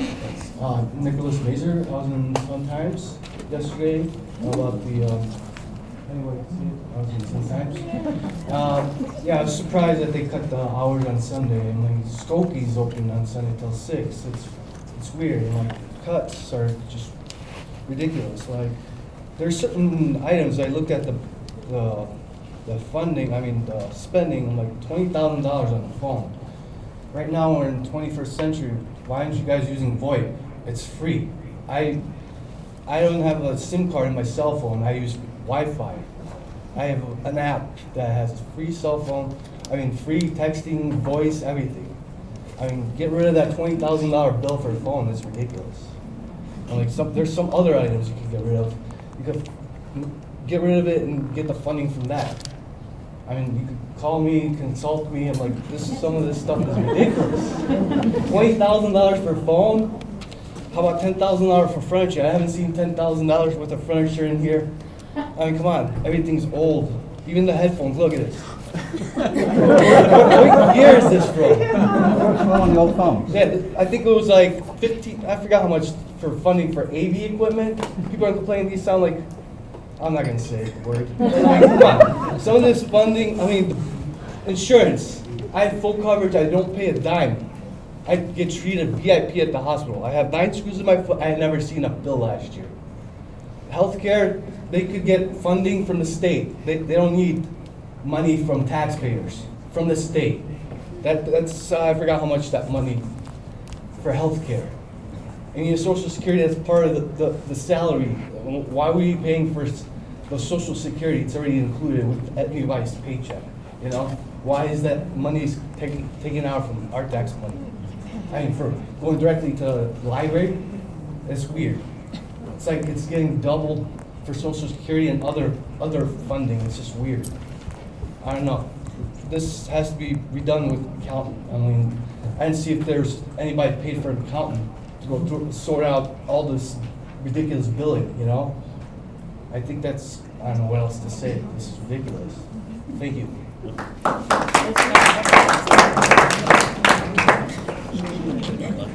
Yeah, exactly.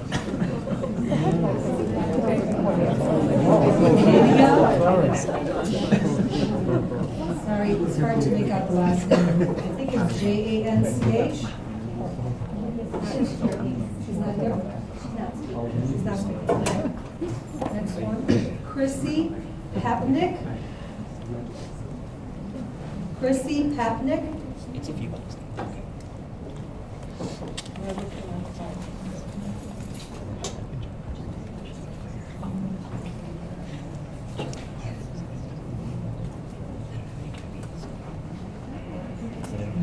Somebody's coming. I don't think she's here. Okay. Yeah, she's here. Oh, okay, she's here?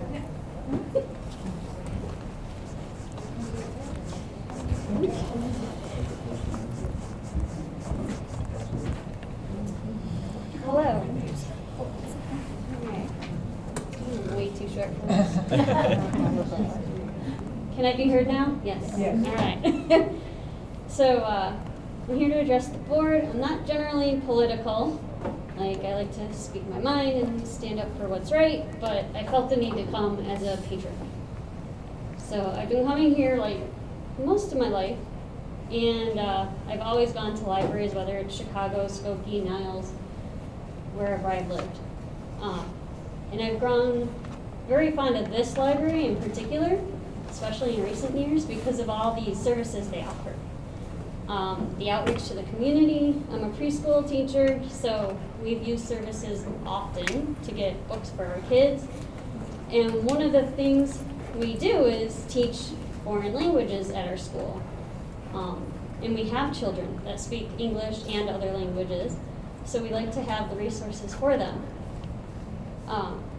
So it alarmed me when I was hearing that they're cutting those services. I was just getting some facts here. Niles is diverse. Yes, 72% of it is a white community. However, 55% of those over the age of 5 speak a language other than English. So we're not just a white community. That's what I like about it. We have every nationality.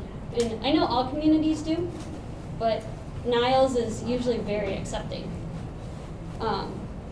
20% are Asian, 9 Latinx, 3 Black, and about 4.5% is more than one race. So when I'm hearing that they want to cut and get rid of the books that are in languages other than English, that just doesn't seem to be fulfilling our community or community society in, this century. So that is quite alarming. I also thought it was quite amazing that the library was able to win an award in 2020 during a pandemic for getting more people to sign up for library cards. I thought it was a great outreach with the community where we got a little card, or was able to show a little card, I should say, and go to different community restaurants or services, businesses. Personally, there was one right next to my house that I learned about simply because of the library, because I use that. So I feel like the library is not just supporting us as patrons, but we're supporting the community as a whole. It was the best deal ever program. We also, some other programs I've used are the preschool info night. It advertises daycares both in the surrounding community, but it also helps families that live here find quality daycare or decide if they can, what centers they decide are quality. STEAM night is another thing that I've done here that I thought was amazing because it brought together, science, technology, engineering, math, and it brought, they had a Lego day, they had robots, they had all kinds of services, and it was really neat because you saw like little kids doing it and adults. It wasn't just a program for one. And one of my favorite activities they do here, which I don't, well, last year nobody did anything, but is their like Festival of Cultures kind of a thing, where they work with the community, they got people to come in, donate food, and then had people do performances, and it just brought out new community, it brought people from the community to brighten their world and to see what other cultures can do and share with us. And also opened our eyes to new businesses in the area. As far as the teens go, it concerns me that, we're not open on Sundays. That is a whole day that, they're not here and they could be home causing trouble as opposed to in the library. I love the Teen Underground program. I wasn't a part of it growing up, but, they have it now, and I see, I go in there honestly to get video games sometimes, and I see the teens in there, and they're always laid back and having fun and being appropriate. It concerns me that they're cutting cleaning crew during a pandemic. I mean, now is when we need the cleaning crew, not, not later. And losing it, not reaching out to schools and seniors, I don't understand how they're supposed to get books. I mean, if you're in a senior living home, you can't just get bused to the library whenever you want to come. And especially for me working in a daycare, we don't have buses for little kids like that. They're very hard to get, and you have to have certain restrictions and seat belts, and it's just not an option for us to bring our children here as teachers in my field. So that, that very much concerns me. I had a quote. However, I lost the quote. I was slightly alarmed, circling back to cutting the budget on the books for all languages. I think we actually need to increase that budget. I think, it builds a better community if you have people speaking more than one language. And as somebody else had said, when you're coming into this country from another country, it helps when you learn our language, but we also have to learn your language and have books that you feel comfortable reading, and not just for little kids, but all ages, adults, teens, everybody. I guess, I've used so many services here, including like the technology services right now is what I use the most, at least before the pandemic when everything closed. And I learned a lot from the librarians. When I needed help, they've always been very helpful. As far as I've go to the classes in person, I've gone to a few online, and honestly in person was way better. I learn better hands-on than I do sitting in front of a computer. And I love it because I see people that are in their 20s, and I see people that are in their 60s and 70s and 80s. And there's people like me in their 40s. We have all age ranges that are doing these programs, and it's great to come together. And when you do enough of them, you start to actually get to know some of those people, and that makes a little community all its own as well, which I really enjoy.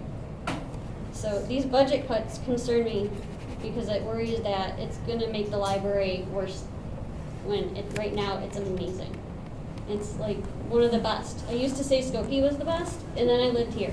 And until recently, with these budget cuts, I'm a little concerned. But, it really was the best. And I bring people in from, other communities to come here because it's so great. So I guess I'm just asking for you to reconsider your budget cuts and, allocate more money for children, seniors, and different cultures. I mean, I love that, Niles is so accepting. I'm a lesbian, and I haven't had any issues coming here and, being out and open, both with the library staff and finding books to teach the children or to read myself. And when I'm in a program, I'm not, embarrassed if I make some pride shirt or whatever I want to do. And, like 10, 15 years ago, you couldn't always say that about most communities. So I do think it's also a gateway for, social, not, just academics. Again, community as a whole. Thank you.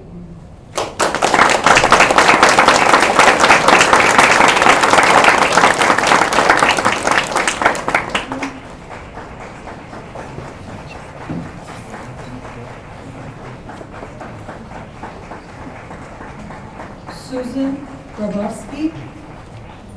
Susan? Hi. Grabowski? Hi.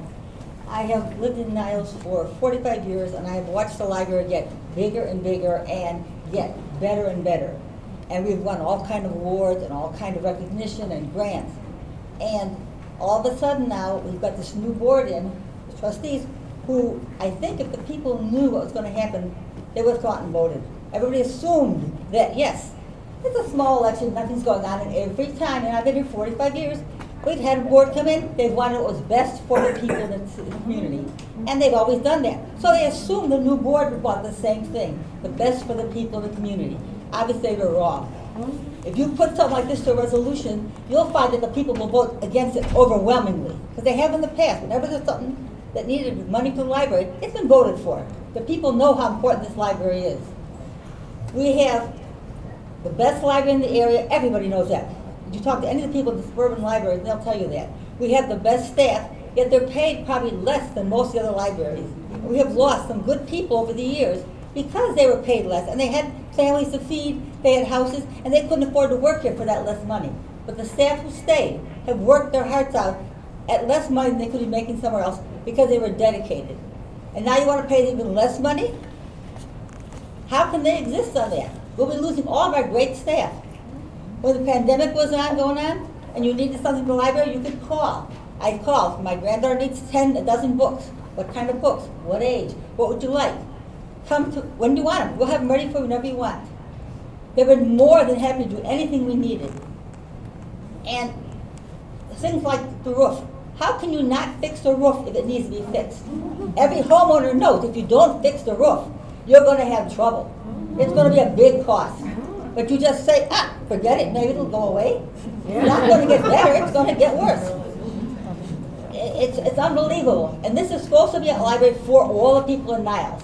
Niles has a large number of people who don't speak English, who are old like me, and eventually need to go to nursing homes and would like to get books, who have children or grandchildren in nursery school or kindergarten or care schools who need books, who don't speak English and need books. You want to cut the foreign language books.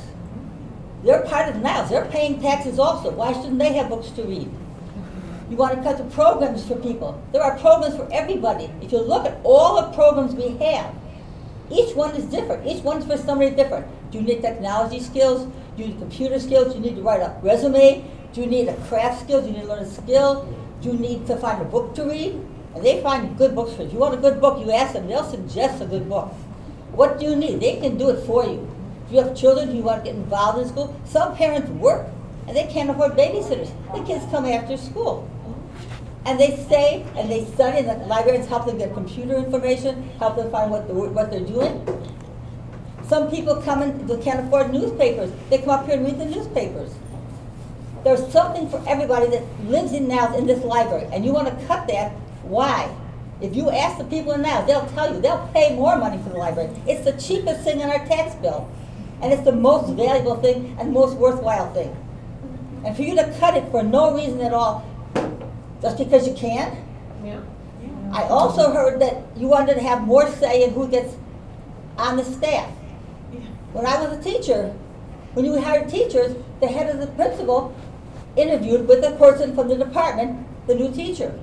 They didn't have the head board person down the board come down and interview. When you get staff for the library, you don't have the trustees interview them. They don't know what's needed. They don't know what's required. They have no skills to evaluate. You have the head of the library and the department head come and interview that person.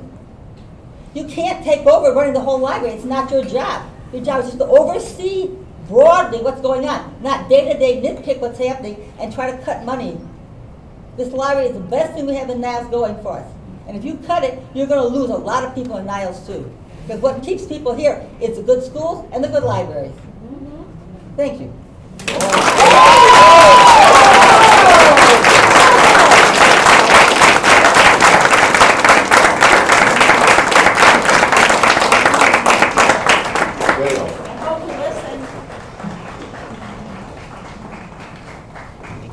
Dale Zilligan. Dale Zilligan. Okay, I've been a resident of Niles for 33 years as a taxpayer. I think the library is great. Your building is over the top. It's better and more fiduciary and intimately critiqued than any other library of all the surrounding communities. Costs a lot of money. I'm guessing right around $400 a square foot. So, I've worked both sides of this. I work private industry and I've worked for government funded industry. I'm gonna tell you one thing, government funded industries are required fiduciary to do the cheapest thing they can to save us money. Okay? So this is what the board is supposed to do. And they're doing it. Now the private industry, they have to make a profit and they do it cheaper than the government people. I'll tell you, I work both sides. And I'll tell you that hopefully you guys are gonna stick to your guns and that you're gonna take and like the roof, okay, I'm an engineer. The roof should be looked at from somebody that knows construction. And don't believe what your architects tell you. We've been taken down the road. They get 15%. And there's a whole lot of things you can do that make a roof good. And there's a whole lot of things with the newest technology. I work for a place right now. We just spent $580,000 on a 300,000 square foot roof, and it leaks worse than it did before. So you have to be very careful of what you do, and that is your responsibility. And I really think that as far as, okay, the union, it's a great thing. I'm a member of a union. That's why I came to where I'm at. I've been in a union my entire life, and it's been a good living. But I'll tell you what, unions aren't what they were. You don't have apprenticeships. You don't require degrees to get into it. All you have to do is join. Look at what happened with the public works across the street. Budgets went up 20% when they joined the union. You're in my tax dollars. Okay, we have to look at things from a perspective, what our grandkids are going to take care of and pay for. The government right now is spending wildly. And do we need it, or was it just something to gain votes? I hope you guys don't do something to gain votes, that you stick by your guns and approve a budget that's fiduciary and will benefit everybody. I'm not saying you have to cut programs, but do what's necessary. That's what you're supposed to do.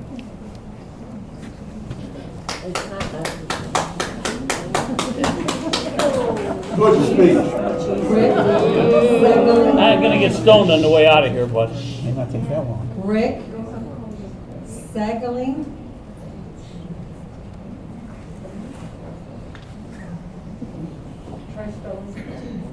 Last name Seggelling. First name is Rick. We're not getting any signal from anybody out there. No. Okay. Stephen Kramer.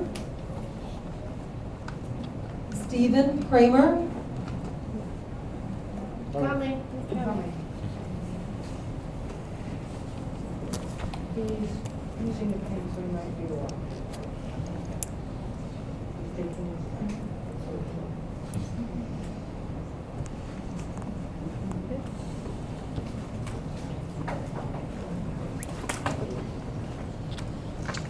Hi, my family moved into Niles in early 1953, and I was born into Niles in late 1953. I went to grammar school in Niles Elementary. I went to high school at Niles West, and many a research and term paper were done at the library, and many an hour was spent in the library doing my homework. And I've come to, I knew the library back, I remember when the library was just a small building in a strip mall right near where not Papa John, the sandwich shop over there on Waukegan is now located next to what used to be Pan Cow Drug. So I have all those memories, and I remember seeing the library approved and built, and I remember seeing the extension built, and I've totally appreciated it. To me, a library is as important to a community as the public works, as the fire department, as the police. Would people here have any of those services cut back to any extent? Would you have your leaf removal eliminated? Would you have garbage cut back to say 3, maybe 4 times a month and skip a week during the course of the year? I think not. And to me, diminishing the library's services and not maintaining the library's infrastructure properly would be a huge mistake. And I think it would be a detriment to the community if that were to happen. And that's all I have to say.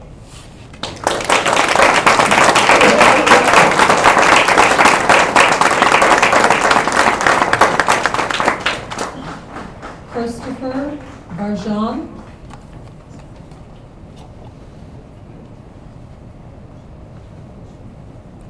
Looks like somebody's coming. Way back. He's here, he'll be coming. He's coming.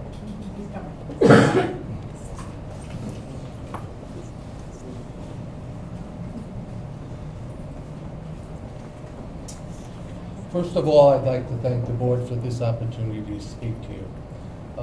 I think this hearing tonight has been a great example of democracy in this country. You have both sides speaking, and the board is going to have to make their decision. We've heard criticism of the board and certain attacks on the board, which are uncalled for.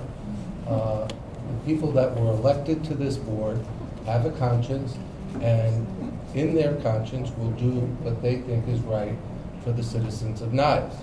As our former president said, President Obama, elections have consequences. If people don't like what the board's doing, they can vote the people out. Certain members were voted in at the last election, and they are following their conscience and what they think is best. I think that what you're going to have to do is, when you decide to vote on this budget, is look at your conscience and decide what's best in your heart for the people of Niles. Thank you.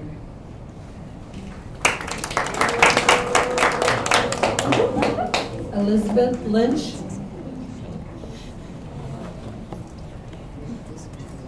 Elizabeth Lynch.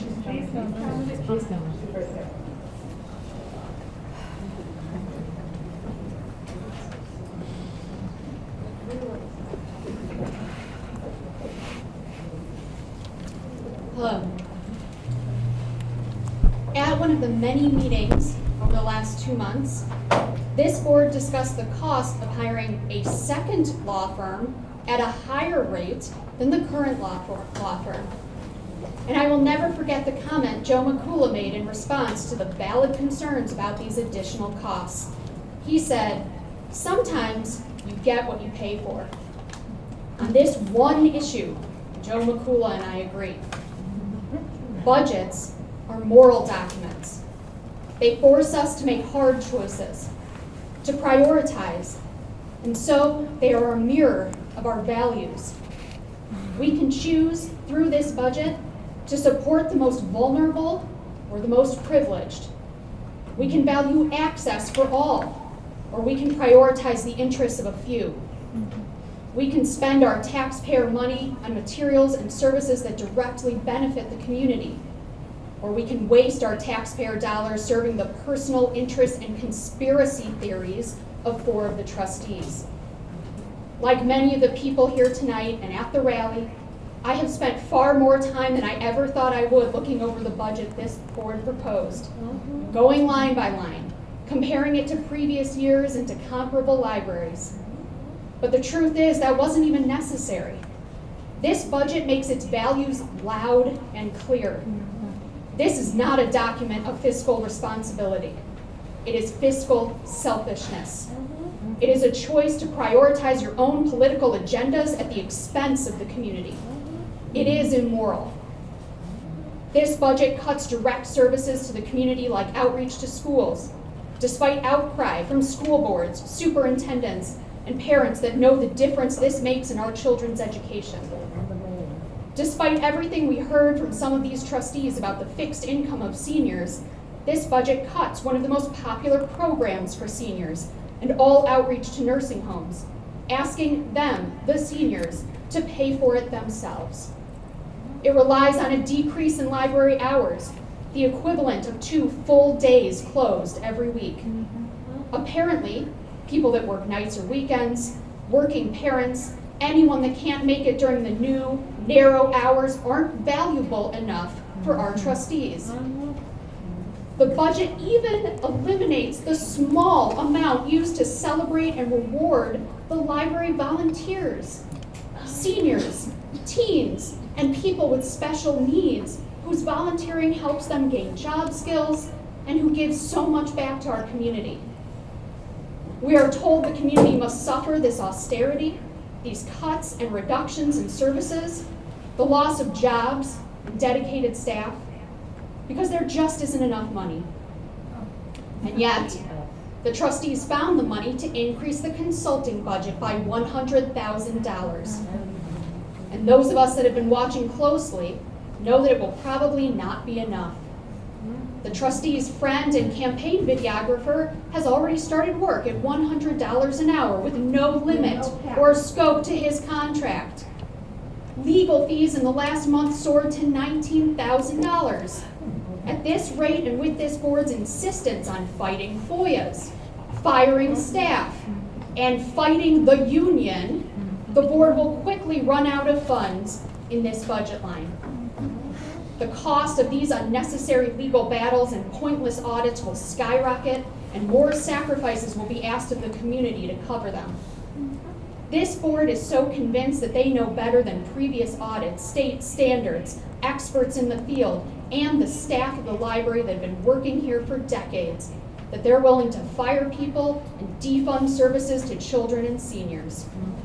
And in one of the more blatant acts of selfishness, they have even made sure to keep $3,000 just for themselves for their own expenses. During another one of the many board meetings these past 2 months, Carolyn Derblick showed her true colors when she said, "We aren't talking about people, we're talking about numbers."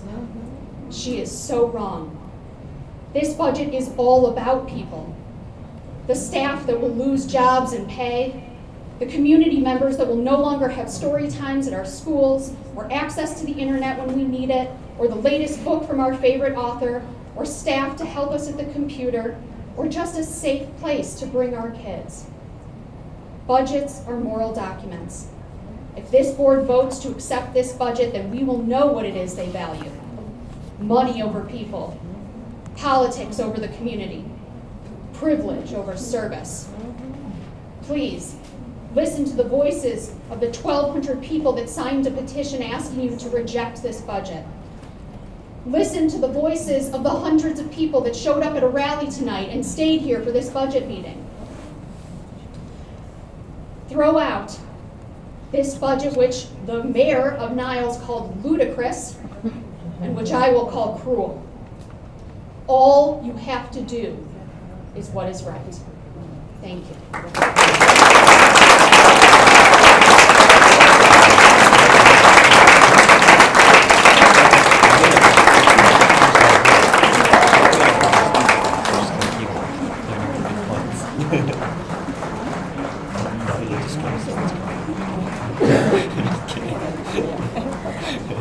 Linda Ryan.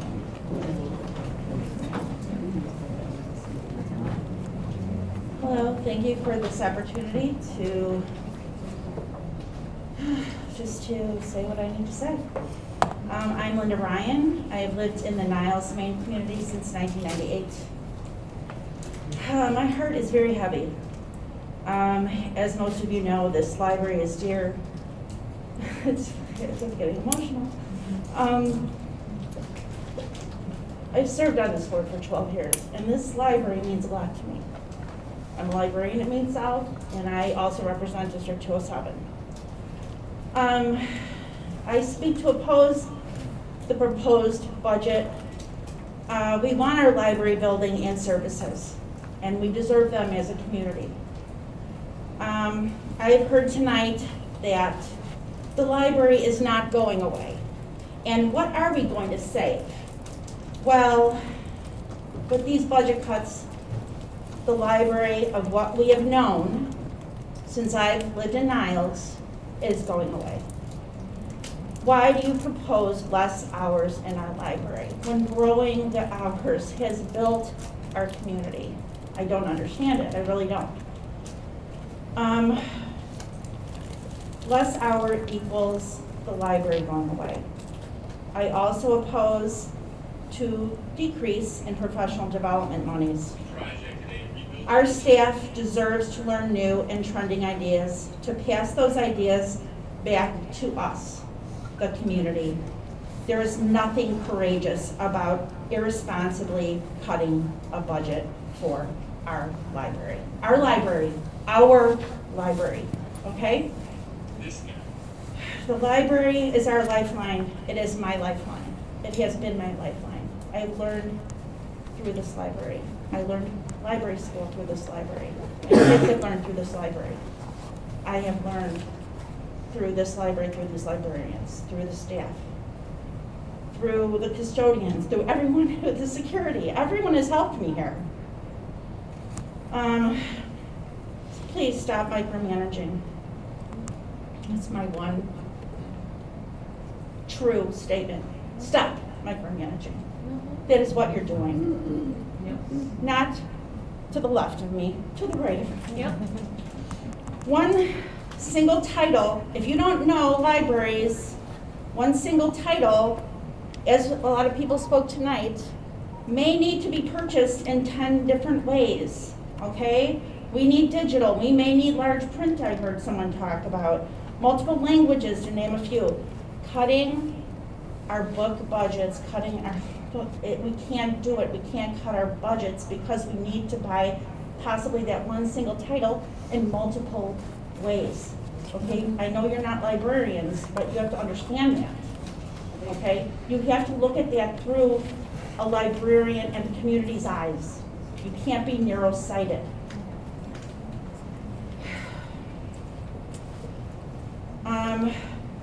Another thing that I'm worried about being a resident, let me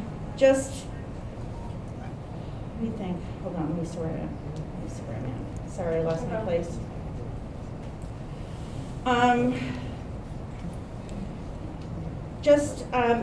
I think people have already started a movement of not wanting to possibly live in our beloved town.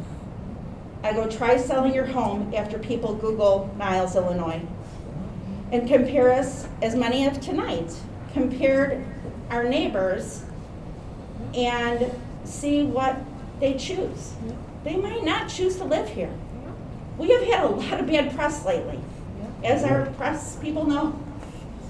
Okay? We don't want that. That's not what we want. Our community is a good community. Let's keep it good. Okay? They will choose to move elsewhere, and we don't want that. Okay? What I'm really asking the board is to please work together and to come up with a new proposed budget tomorrow. I'm really hoping, I'm praying that that's what happened. We need our library open every day as it was. We need our teen librarian to serve our teens in District 207, all District 207. They learn about our programs here. We work hand in hand. Tonight, I know Peter Greeno talked. Len was my student at Maine South, okay? And he learned to love libraries by our true partnership our partnership that we had with Maine South and Niles Public Library. Like, that is how Glenn learned to love and is now going to be a librarian. I mean, how exciting is that? We can't take that away. We can't squash that. And you'll squash that by not letting our librarians reach out to the schools.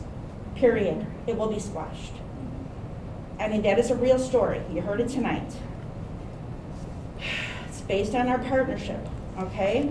Also, librarians do not have time to be security, clean, and shelve. That is not in their job description, okay? It's not in their job description. They don't have to do that.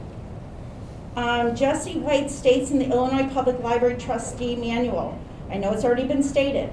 By the way, I know, because I know, Becky, Patty, and Diane have read it, because I have seen it. We've all read it together. But have you, Carolyn? Have you, Susan and Joe? Oh, Olivia. Oh, I'm sorry. Oh, she's not here. Oh, yeah. Olivia doesn't show up or listen to Community, just her dad. Oh, so sorry. Quote from Jesse White, our state librarian: "The public library is the heart and soul of every community, and the Board of Trustees ensures that it remains strong, vibrant, and relevant to patrons with a wide variety of needs, hopes, and dreams." We've heard it from everyone tonight. The library is open and welcoming to all, serving the educational, recreational, and information needs of its community. This is from Jesse White, our state librarian. Listen to what he's saying. With your commitment to advocating for library resources and advising and supporting the library administration. Oh my God, wait. Supporting the library administration and staff as representatives of your community, our libraries will continue to be strong and successful across Illinois. Huh. Jesse White, unquote. By making your proposed cuts, you are ridding your trustee obligation. Budget cuts will rid our community of deserved grants and free money. Library trustees are advocates of libraries and should support growth for sufficient processes. Did you listen to all the departments when they proposed their budgets? I did. I was here, or I listened online. I listened to them. Our staff is financially careful with their spending. They said everything they needed, and you didn't listen, and you still proposed this budget. It's just appalling to me. Our staff is amazing. They are just so mindful of all the community needs. So let's maintain our award-winning library. Take action, talk over, and change this proposed budget. Thank you.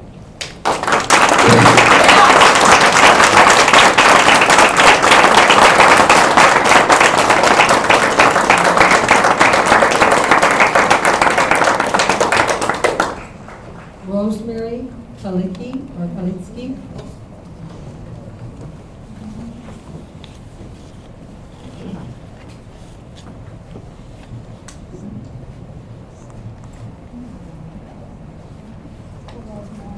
Good evening. It's nice to see everybody here. And I would like to say that I appreciate all the comments that were spoken tonight, because I think at the root of it is that we all care about our community. We all care about our library. What we think needs to be done and how it should be done, we differ on those things. But we do have a common bond here, and I think we need to remember that as we go forward. I like to know who I'm addressing, and you know I'm Rosemary. Many of you know me because I've lived here for 45 years with my family. I was a village trustee for 4 years, and I seem to put my nose in a lot of things that are going on in the village.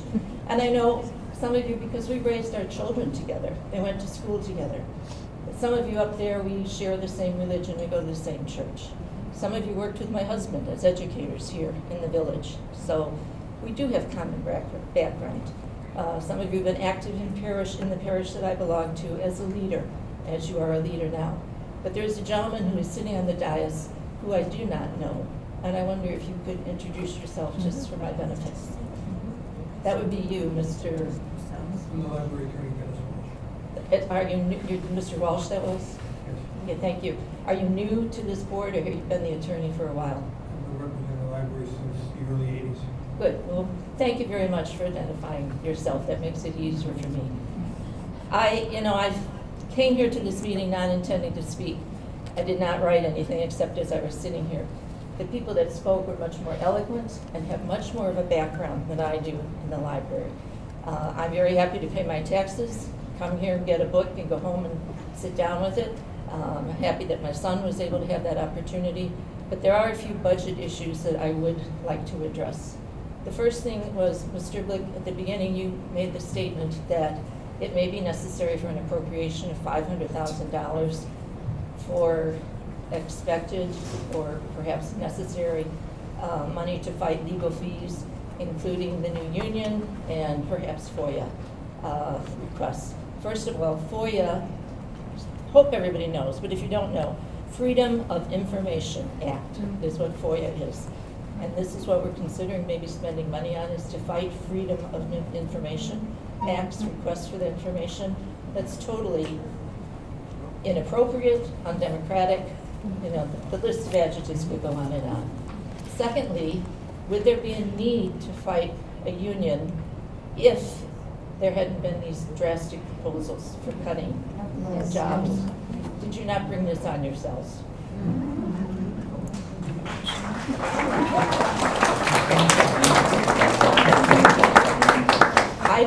I am not, some of you may disagree with me because, I was a trustee on the village board. I'm not a divisive person. I like to see people come together. I'm urging you to look at this budget again before you vote tomorrow night, and to work together to find areas that you can agree on that will benefit all of us. You were elected, definitely, and votes do count, whoever made that statement. That's a very clear statement. But you were elected, I think someone said, by 8% of the voters here. Yes. And, good for you. I wish more people had come out to vote one way or the other. More people should have come out to vote. But you were elected, but you weren't elected just to represent 8% of the population. You were elected to represent all of us, whether we voted or not. We're the taxpayers. You need to represent all of us.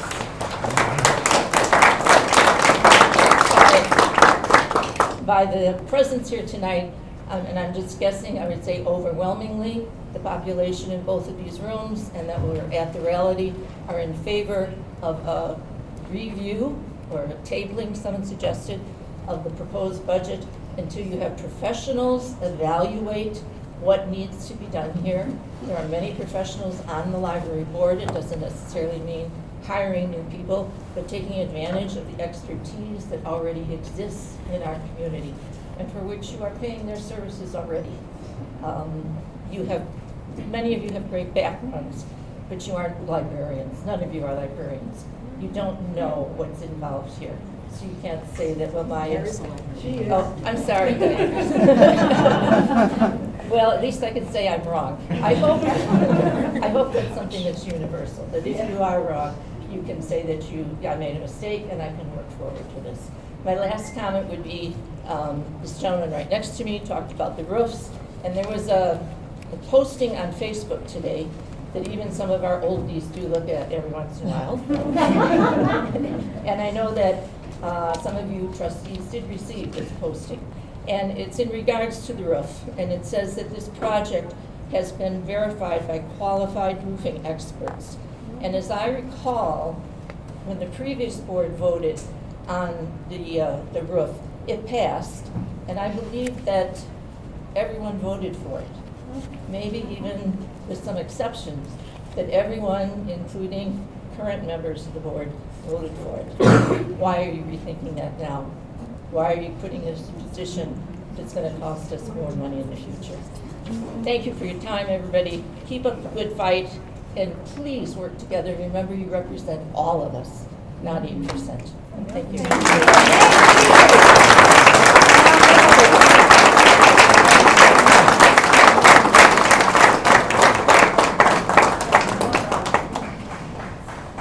Kimberly Mulvaney.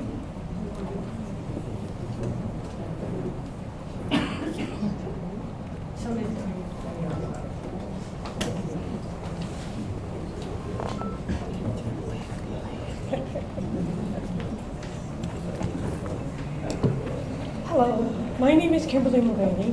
I am actually a resident of Chicago. I've been coming to this library since my kids were small. They're grown. I am also a scout leader for about 13 years. This is probably one of the safest places to bring the kids. I have two-leader leadership because I have a Papa. But with your budget and cutting the hours, these kids have nowhere to go.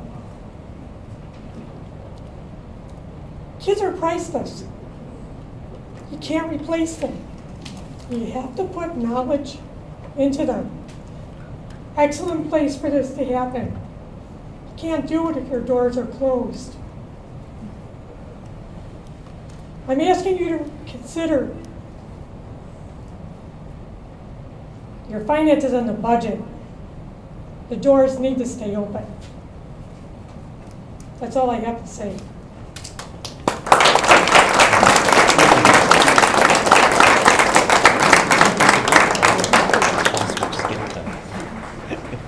Kathy Garrity Rodinos. Rodinos, thank you, yes. It's a Greek thing, I know that. Rodinos. I apologize No problem. mispronouncing everyone's name.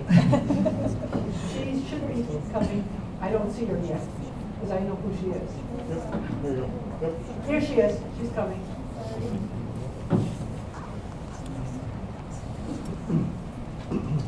Hello. My name is Kathy Garrity Rodinos. I do not live in Niles, but I'm here representing about 150 Niles residents and residents of other areas who can use this library. Many of them are terminally ill, chronically ill. Some of them have physical disabilities and a few have mental disabilities. And I'm also here representing grandparents who have taken on the challenge of raising their grandchildren. They are devastated by the budget cuts. This library has been the lifeline to many of them. It provided training for a person who was denied training at their job. They came here to a little program, they got the training they needed, and they got a promotion. That promotion made it possible for them to move into their own home in Niles. And isn't that what we want? People who make themselves better, who use the resources available to them. If you get this budget to go through, you are pulling the rug from the people who need it the most. And I implore you to rethink why you feel this budget is appropriate. Unfortunately, this week I had to move someone into a nursing home, someone who came to this library for many years, and they are no longer able to come to this library because their nursing home does not have a way to get them here. And it's not as easy as in getting into an Uber or a Lyft or even a paratransit van. This has been a devastating loss for them. Their families trying to figure out a way for them to get the resources. But unfortunately, their nursing home just told them, you will no longer be sending anybody to their home, to their nursing home. As also, as another part, I cannot believe that you do not want to send people to schools.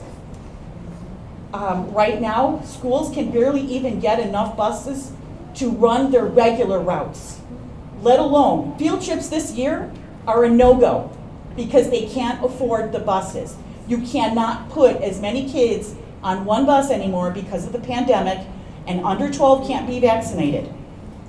If you are a child, if you have a child with special needs, you have the right to tell the school district, don't send my kid on that field trip to the library, because you know you get people here who maybe sometimes don't want to wear a mask. But if you're a child under 12 and you have a terminal illness, you're not going to get to come out to the library. It's easier for you to send a person to a school than for a school to take valuable time and to make the heart-wrenching decision, hey, we can't take this kid, we can't get the little bus, or this child's terminally ill. And you know, a lot of people say they're terminally ill, why are they going to school? I worked with a young lady who was terminally ill. She graduated in February, she died the next day. It was her parents' wish for her to get her high school diploma, and she did. And I will tell you that the library that she goes to and displays, very welcoming. And I implore you, please, think about the impact this budget's going to have. Not just for the Niles residents, but for the residents, other residents of other communities who come to use this library. It is their lifeline. They depend on it. You have the best staff ever. Please don't hamstring them and prevent them from doing the best job possible. Thank you.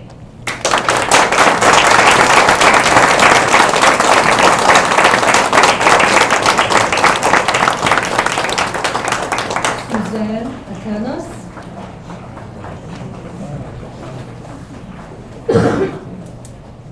Suzanne Atanas. Thank you. I am Susanna Tanis, and the first thing is to call Susan Dovlumke back. You wouldn't have pulled that off in a public meeting, and let's say we'll forgive and forget what the board did that was not good. We do not do that to a first-class librarian, a first-class library director who knows how to run a library. We are all here because we care about the library. If she wants to spend on something and you don't approve it. You can also postpone it at a different meeting. But you don't put pressure on her where she thought that you were going to vote her out. And I believe it was on ours, and Susan Dovlemke is part of the budget. This is not on the budget. Okay, in your opinion, please put her back. I'm almost through with you, Ms. Driblick, okay? I'm almost through with you. Let me speak. Putting her back as the library is part of the budget. Don't waste my 5 minutes. She is part of the budget. Please put her back at full salary and benefits as part of the budget. Yes. All right? Please don't clap because you're wasting my time. I have important things to say. You can do your applause at the end. She was right on with 70 hours. Please. You're wasting my time, I know, Driblick. because you're not speaking about Don't the budget waste item. my time. You're gonna have to leave if you don't wanna speak about the budget. I am talking about it. She wanted 70 hours. And you, Driblick, and the board, we're talking about 54. Well, 70 hours, let's do our math. 70 hours is Monday through Friday, 9 to 9, and it's Saturday, 1 to 5. And another thing, you need to add another 16 hours, because Sunday is 1 to 5 times 4 weeks in a month of Sundays is 16 hours. Saturday is Shabbat. Saturday is when many people do their running errands. Sunday is when we kind of catch our breath. Let's come to the library and enjoy it and do what we need to do. All right? And so, I'm against your budget cuts. There were many of them. School services, not going to nursing homes. Staff cuts, we're not going to cut the staff. We need them. All right, we need them because we're going to be increasing hours. We don't really care too much about traffic, but we need the library staff so that when people need something, they need assignment that they have to do, and the students have a lot on their plate, and they need the library hours open so that they can call the library, they can get help with homework. There was a homework line, and we need all of it. We don't want any of the cuts. We don't want any of cuts to cleaning. We don't want any cuts to outreach, to the number of books we're going to buy. This is a star library. It's one of the best in the country. The 20 libraries around us or so, they depend on us to be the star library. They're not going to pick up where we leave off. They're hoping that we don't do it. Another thing, having public comment a day before you're gonna vote on the budget. It's just like, wow, where are you gonna find time to make the cuts? Where are you gonna find time to get it typed up? Where are you gonna find time to print it? You should have had this 3.5 weeks ago, not the night before. So you know what, we're gonna give you more time. You're not gonna, I don't think, be able to vote on it tomorrow. And another thing, I've been talking about this for 20 years. We need to get revenue from stock returns according to the true profitability of multi-trillion and multi-billion-dollar corporations and banks. All right, this is where the library needs to get the money from. Not raising taxes, and this is where we need to have money, so that when we bring a child into the world, 18 years later, there's money for that child to go to college. We've been ripped off by the S&P, Dow Jones, and NASDAQ. And I'm telling you, people like you and me are ripped off, people on our block, and the people who are engaged will sell their guns and they'll get good returns. This will reduce crime, it'll reduce number of who don't know where the next meal will come from. So I'm urging you, don't hire consultants, don't hire unnecessary audits, don't hire a more expensive attorney, but please call Susan Dove-Lemke back. We'll forgive and forget that there was so much pressure put on that woman that was not right. And we'll forgive and forget you guys, what you did to her. But we need to make it right. And I want her back, and I want her back please soon, like tomorrow. And I'm not kidding. At full salary, full benefits. And she's a first-class top librarian and director. And she knows what's best for the library. She brought us to status 1 of the best in the country. And we all need to work together. We all have input, we all have ideas, but we need to be kind and respectful. And we don't do that to anybody, especially in executive session. All right, you wouldn't have pulled that off here. And you know it. But we'll forgive and forget what was done, and let's move forward, but we want her back. And I'm telling you a nice way, it takes one phone call. You can put it on the agenda tomorrow if you want to vote. It really takes one phone call. And I want you to have the right of mind to treat her. She's like my sister, like my best friend, like my mother, and I love her dearly. And not only me, everybody does. She has such good character, such good demeanor, such good judgment, such class, such goodness. Yes. And we want her back. And I don't want to have to write petitions to get her back. I want you to call her and say, we want you back. Because she deserves to come back. She's everything to us. Everything. And we don't do that to nobody, especially her. Please get her back tomorrow. I'm not kidding you. You can say, we know we voted after you were forced to resign. She asked for a severance package so she wouldn't go out with nothing. But why was so much pressure put on her? No one is treated that way. Nobody. And you can say, Susan, we're going to work with you. We'll give you your full salary and benefits back. We don't want you to go somewhere else. You're needed here and you're wanted here. And please call her back. We want her back tomorrow. Please. Please. She is such a good person. She's like my sister, my mother. She's everything. Not only to me. You're being redundant. If you want to move on to something else, please do. All right, I want to thank you for your service. But I don't want these cuts. There's no reason for these cuts. There's no pressure that you don't have the money. You have the money.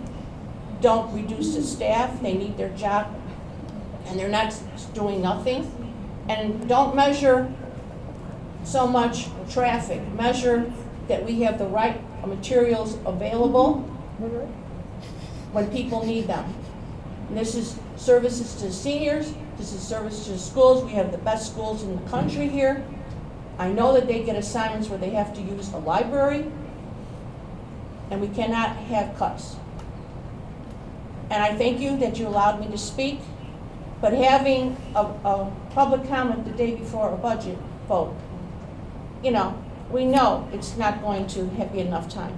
So you have time to make your changes, get rid of all the cuts that you were going to make, get rid of all the overspending you were going to make, like I mentioned. You're going to need to have it typed in. You're going to need to run it off. You're not going to be able to vote tomorrow.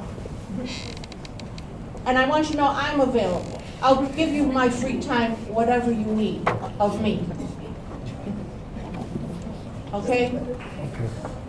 You'll find me in Desplaines phone book under S. Atanis with my phone number. I'm here to help you. We have to work together. You need to have Suzanne Wolf work with you.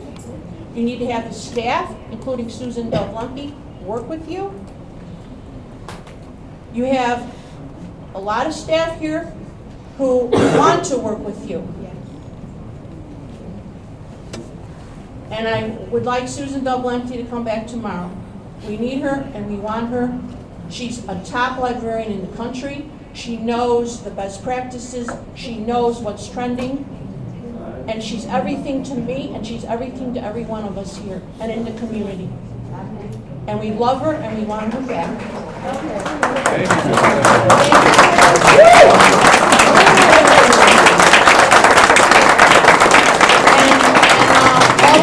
I want you to be kind to Miss Lemke when she comes back at full salary and benefits. We want her back tomorrow. And I want you to be kind to her and respectful to her, because she's top notch, and we want her back. Thank you.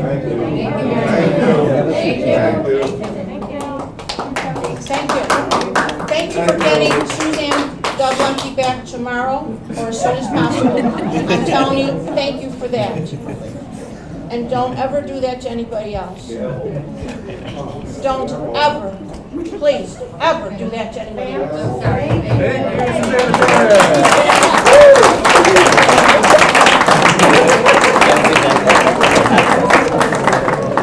That's what happened.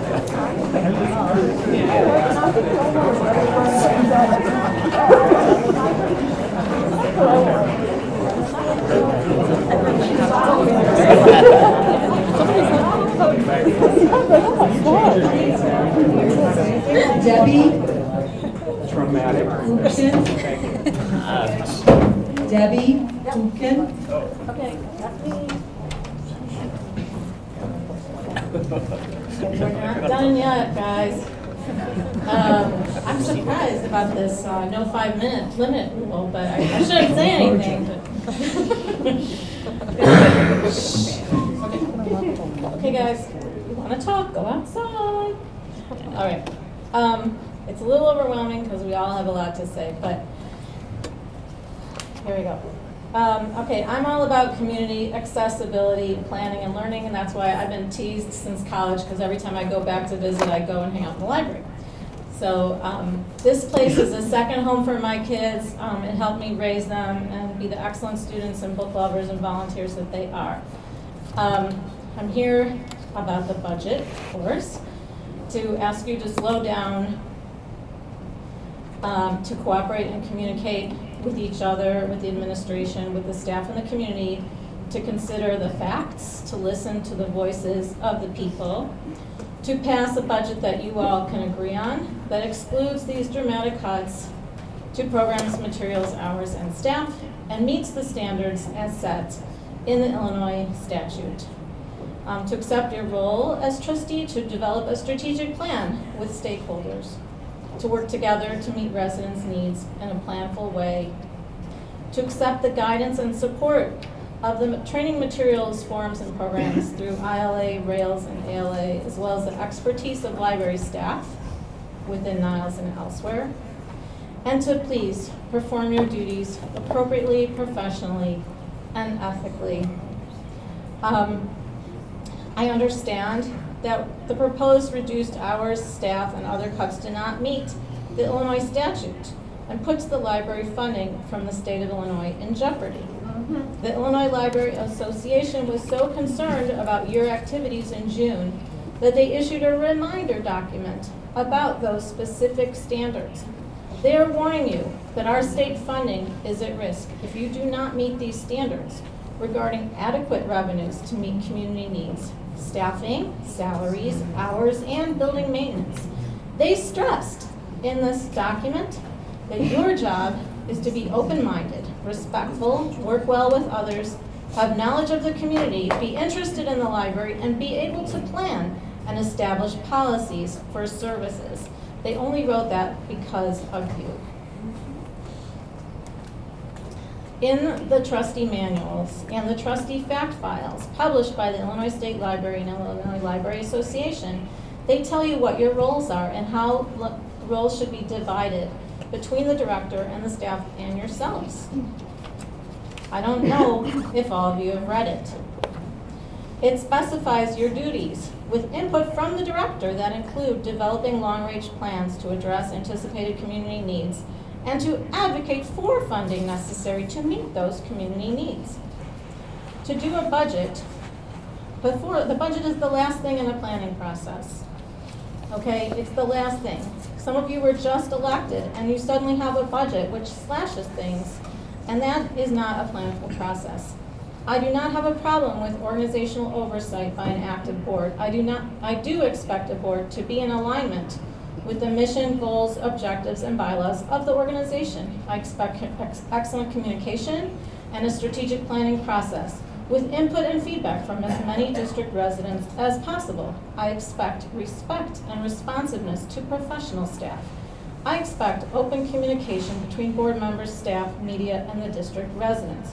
When trustees do strategic planning, the purpose is usually to improve efficiencies or effectiveness, to reach a different or expanded population of patrons, to expand some services and cut other services. But any successful change process should be planful and thoughtful with maximum involvement of all parties. To implement change to the betterment of the organization and its community involves a planning process where there is time to gather facts and ideas and work to achieve consensus. This is a key reason why I am extremely disturbed by our current situation. I see a split board proposing dramatic cuts without many of the key ingredients listed above to achieve the goals of our library and meet the needs of our residents. This is beyond acceptable and is very upsetting. Again, we have Star Award for 8 years in a row. We're one of the top 4% of the libraries in the country. We are a well-run, award-winning organization. We meet the needs and wants of a diverse community through professional staff and expansive, excellent programs. Again, I am not opposed to organizational change when it is done strategically through a consensus-building process to improve the organization and meet community needs. I want to add a few things. Services here are not duplicative. We are free for the people who walk into this building. We all help to pay for their accessibility, and we make things available at times that they can come. They're here for everyone whenever they want to come. The working families, the immigrants, the low-income residents, everyone. We all fund it so that people who can't afford the Park District or paid services can come here.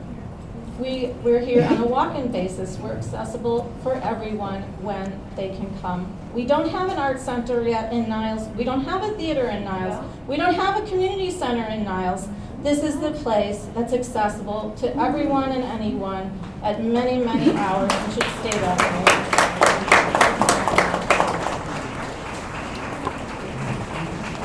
I don't know if you are aware, but we do have a strategic plan, and it is due to expire in 2021. I don't know if you've read it, but that is what our budget should be based upon, is our strategic plan. In addition to the strategic plan, Susan Dublenke did a survey in February and March. I don't know if you have read it, but a survey and community input is what we should be basing our policies and program decisions upon. There were 200 people that filled out the survey. I know it's not a very big sample, but it still had people that spoke 18 different languages, and it's still 200 people. And interestingly, some of the things they said were that they've been frustrated that they can't spend more time at the library because of the pandemic. Not that they wanted less time. They wish they had more time to use the library. And that's more than 50% of the respondents. And 80% said that the library is an excellent value. Now, you'll be happy to note that 10% of the people said that they like the library, but they're worried about their taxes. That was 10% of the responses. And there was 1%, 2 people that said, I don't use the library and I don't think it's necessary in this day and age. So you did get somewhat of a representative sample. It wasn't completely biased because it had some of your opinions in it. Other things that it said were some things that they needed and wanted for the next 2 years, which I suggest you might want to look at. 50% of the more of the responses said that they use the library for technology instruction. They want to come here for inspiration to try or learn new things, for programs that are interesting, entertaining, and informative, for ways to expand their perspective through reading, viewing, and programming. So these are the things that we should be reading and agreeing on as a group of trustees and setting our priorities on based on the interests of the population. So with policy making, hold on, just give me 1 second. Almost done. So, they talk about policy making in the manual, okay? The crafting of specific policy is usually prompted by a specific problem or need. Often the issue is brought to the board's attention by the director or other staff member, the people on the front lines. And then they talk about a flow chart to make policy, to identify a problem, to receive input from staff and the community, to discuss, to assign to a committee, to draft a policy statement, to consider that and approve and codify the policy as a board. It talks about budgeting as a complex collaborative process, requiring many different inputs and achieves best results when many voices are expressing various viewpoints that are heard. Should reflect the appropriate mix of visionary creativity and well-informed fiscal reality. 2 inputs are required to fashion a budget according to the trustee manual, a needs and goals assessment and an estimate of available resources. The needs and goals assessment comes directly from the library board's long-range plan. Planning and budgeting go hand in hand. The budget is the long-range plan in numbers, and the long-range plan is the budget in words. This is a dramatically different scenario than what is happening right now. Your proposed budget is not based on any planning process or cooperation. You ignored input from the director and staff. There was never agreement among the trustees of even basic facts about the library's current functioning and its needs, nor was there a process for community input. Your data was based on COVID numbers of attendance and speculation rather than pre-COVID numbers. Assumptions were made and stated as facts. Policies were not formally evaluated and changed. Your budget is not just a slash budget. It resets priorities, changes policies, decides on action plans without any agreed upon goals or objectives, let alone input or facts. This is the opposite of a planful process. Thank you.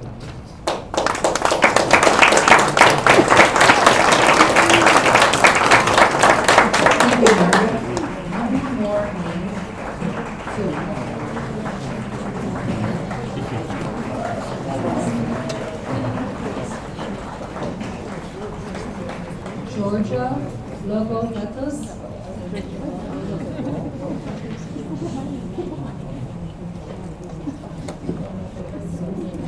Georgia, logo letters.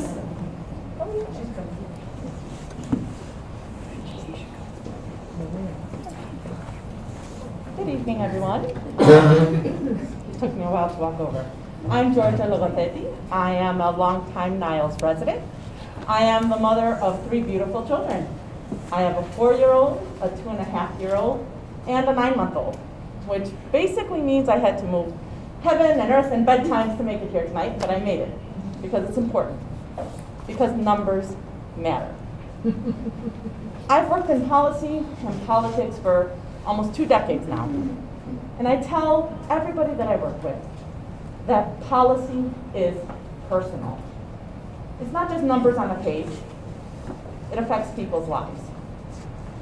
So when you cut library hours to 54 hours, despite recommendations from professionals that a library of a community of our size requires far more hours, you're telling people that they don't matter. You're telling families that work 2 jobs, that have religious commitments, people that don't have the privilege of flexible scheduling, that they don't matter. When you cut staff below the recommended amount for our community, despite the fact that we, the taxpayers, have already paid for a study that found that our staffing levels were adequate for our community, you're telling people that they don't matter. And moreover, every dollar in that budget that you're cutting out from staff is $1 less for their rent, $1 less for their food. These aren't strangers. These are members of our community. They are our family and our friends. When you zero out a line item for a roof that desperately needs repair, you are literally not saving for a rainy day. And you are endangering the very structure of this building. It's reckless.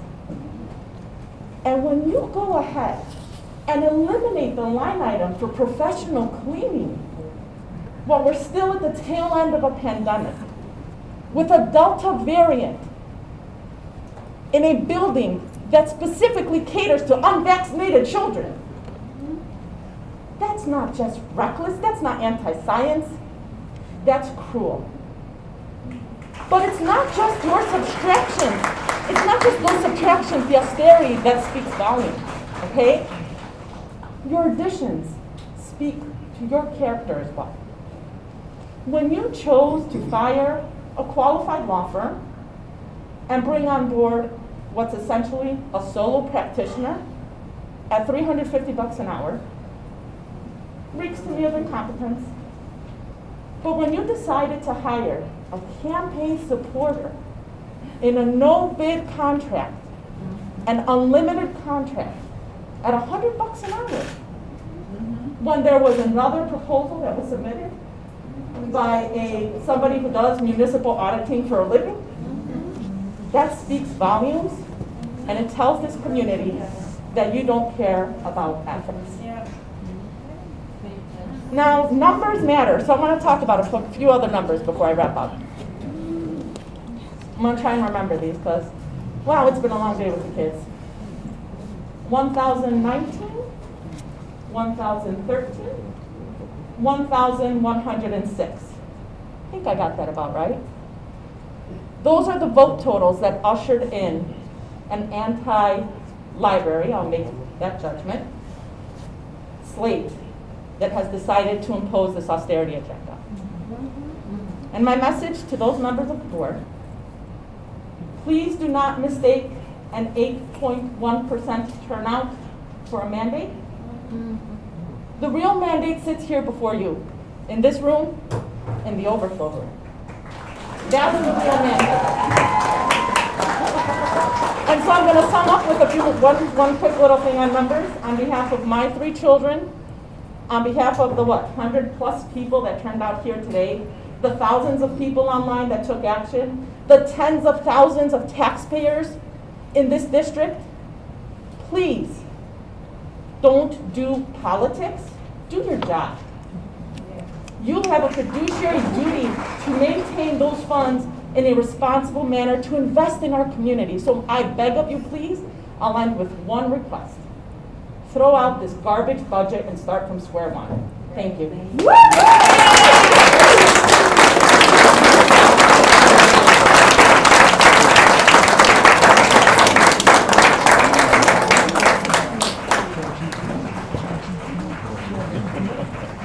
Tom Guzman.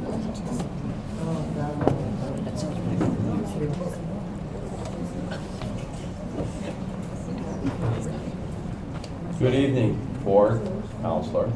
My name is Thomas Guzman, longtime resident of Niles, Illinois.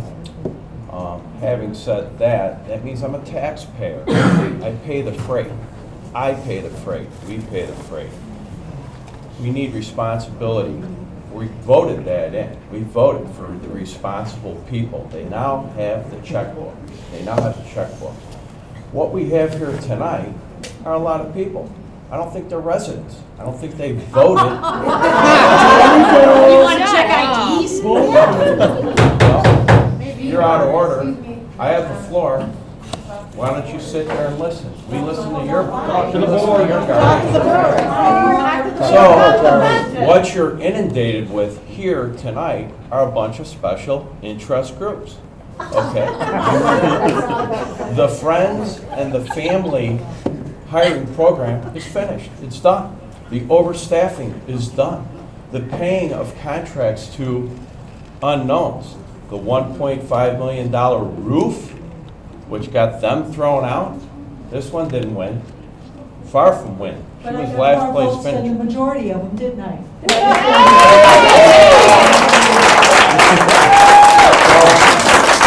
One fell through the cracks.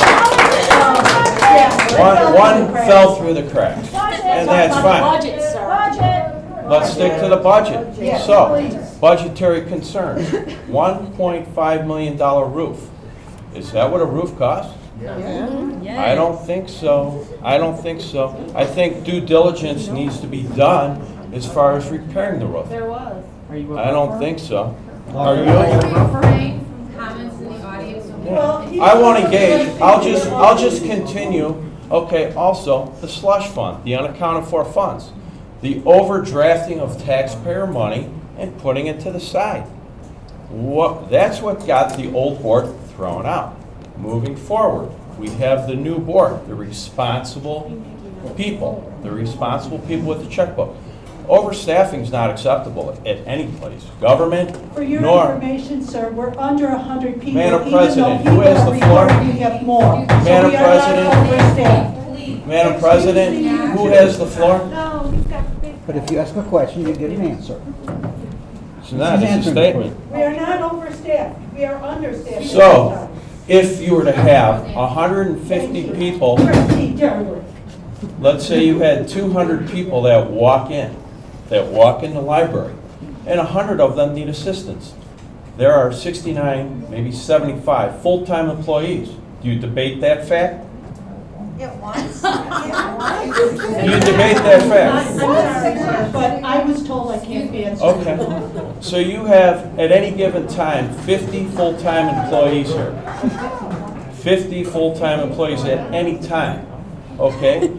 If you have 200 people walk through that door per day, 200 people, and 100 require assistance, that means that 50 people are taking care of 2 people each. Where is that even acceptable? Can you tell me where that's acceptable? What kind of money is being thrown out the door?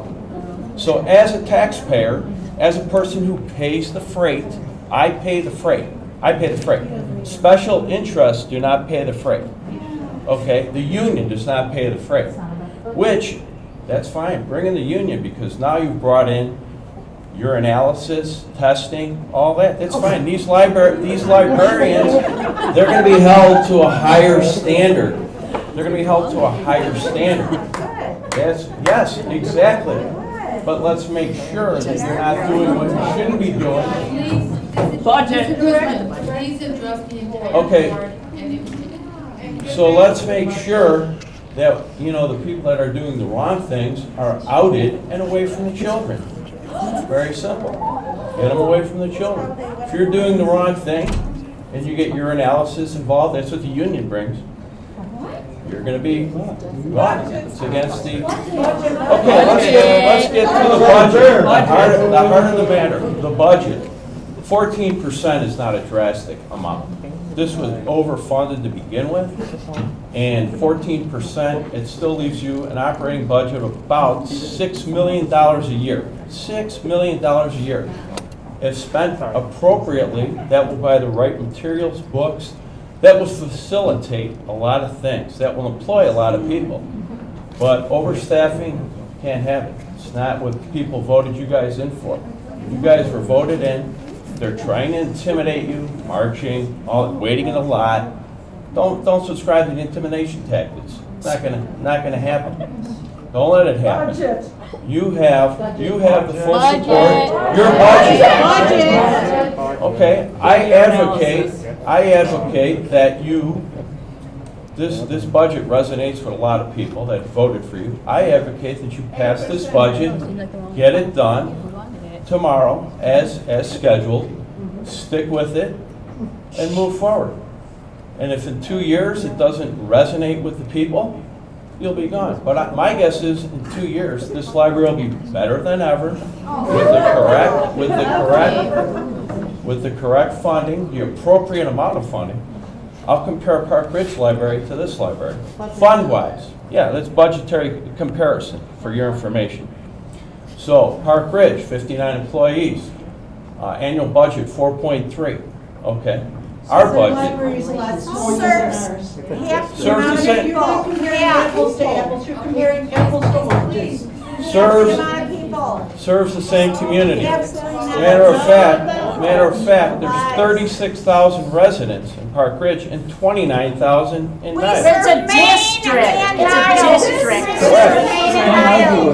And the main, a lot of the Maine residents reside in Park Ridge, so they utilize that library. Yeah, I would urge you. No, you don't know. So anyway, The lines. I'll conclude with, please, stick. I'll conclude with, stick to your guns. Don't be intimidated by a few people that obviously didn't vote. We voted. Get off the stage. We advocated I for plan on this. sticking to mine, sir. Yeah, well, you're in the minority. 4 over 3. Figure when you figure it out, the light bulb will go on. So please, pass the budget. Be done with this nonsense. Thank you very much.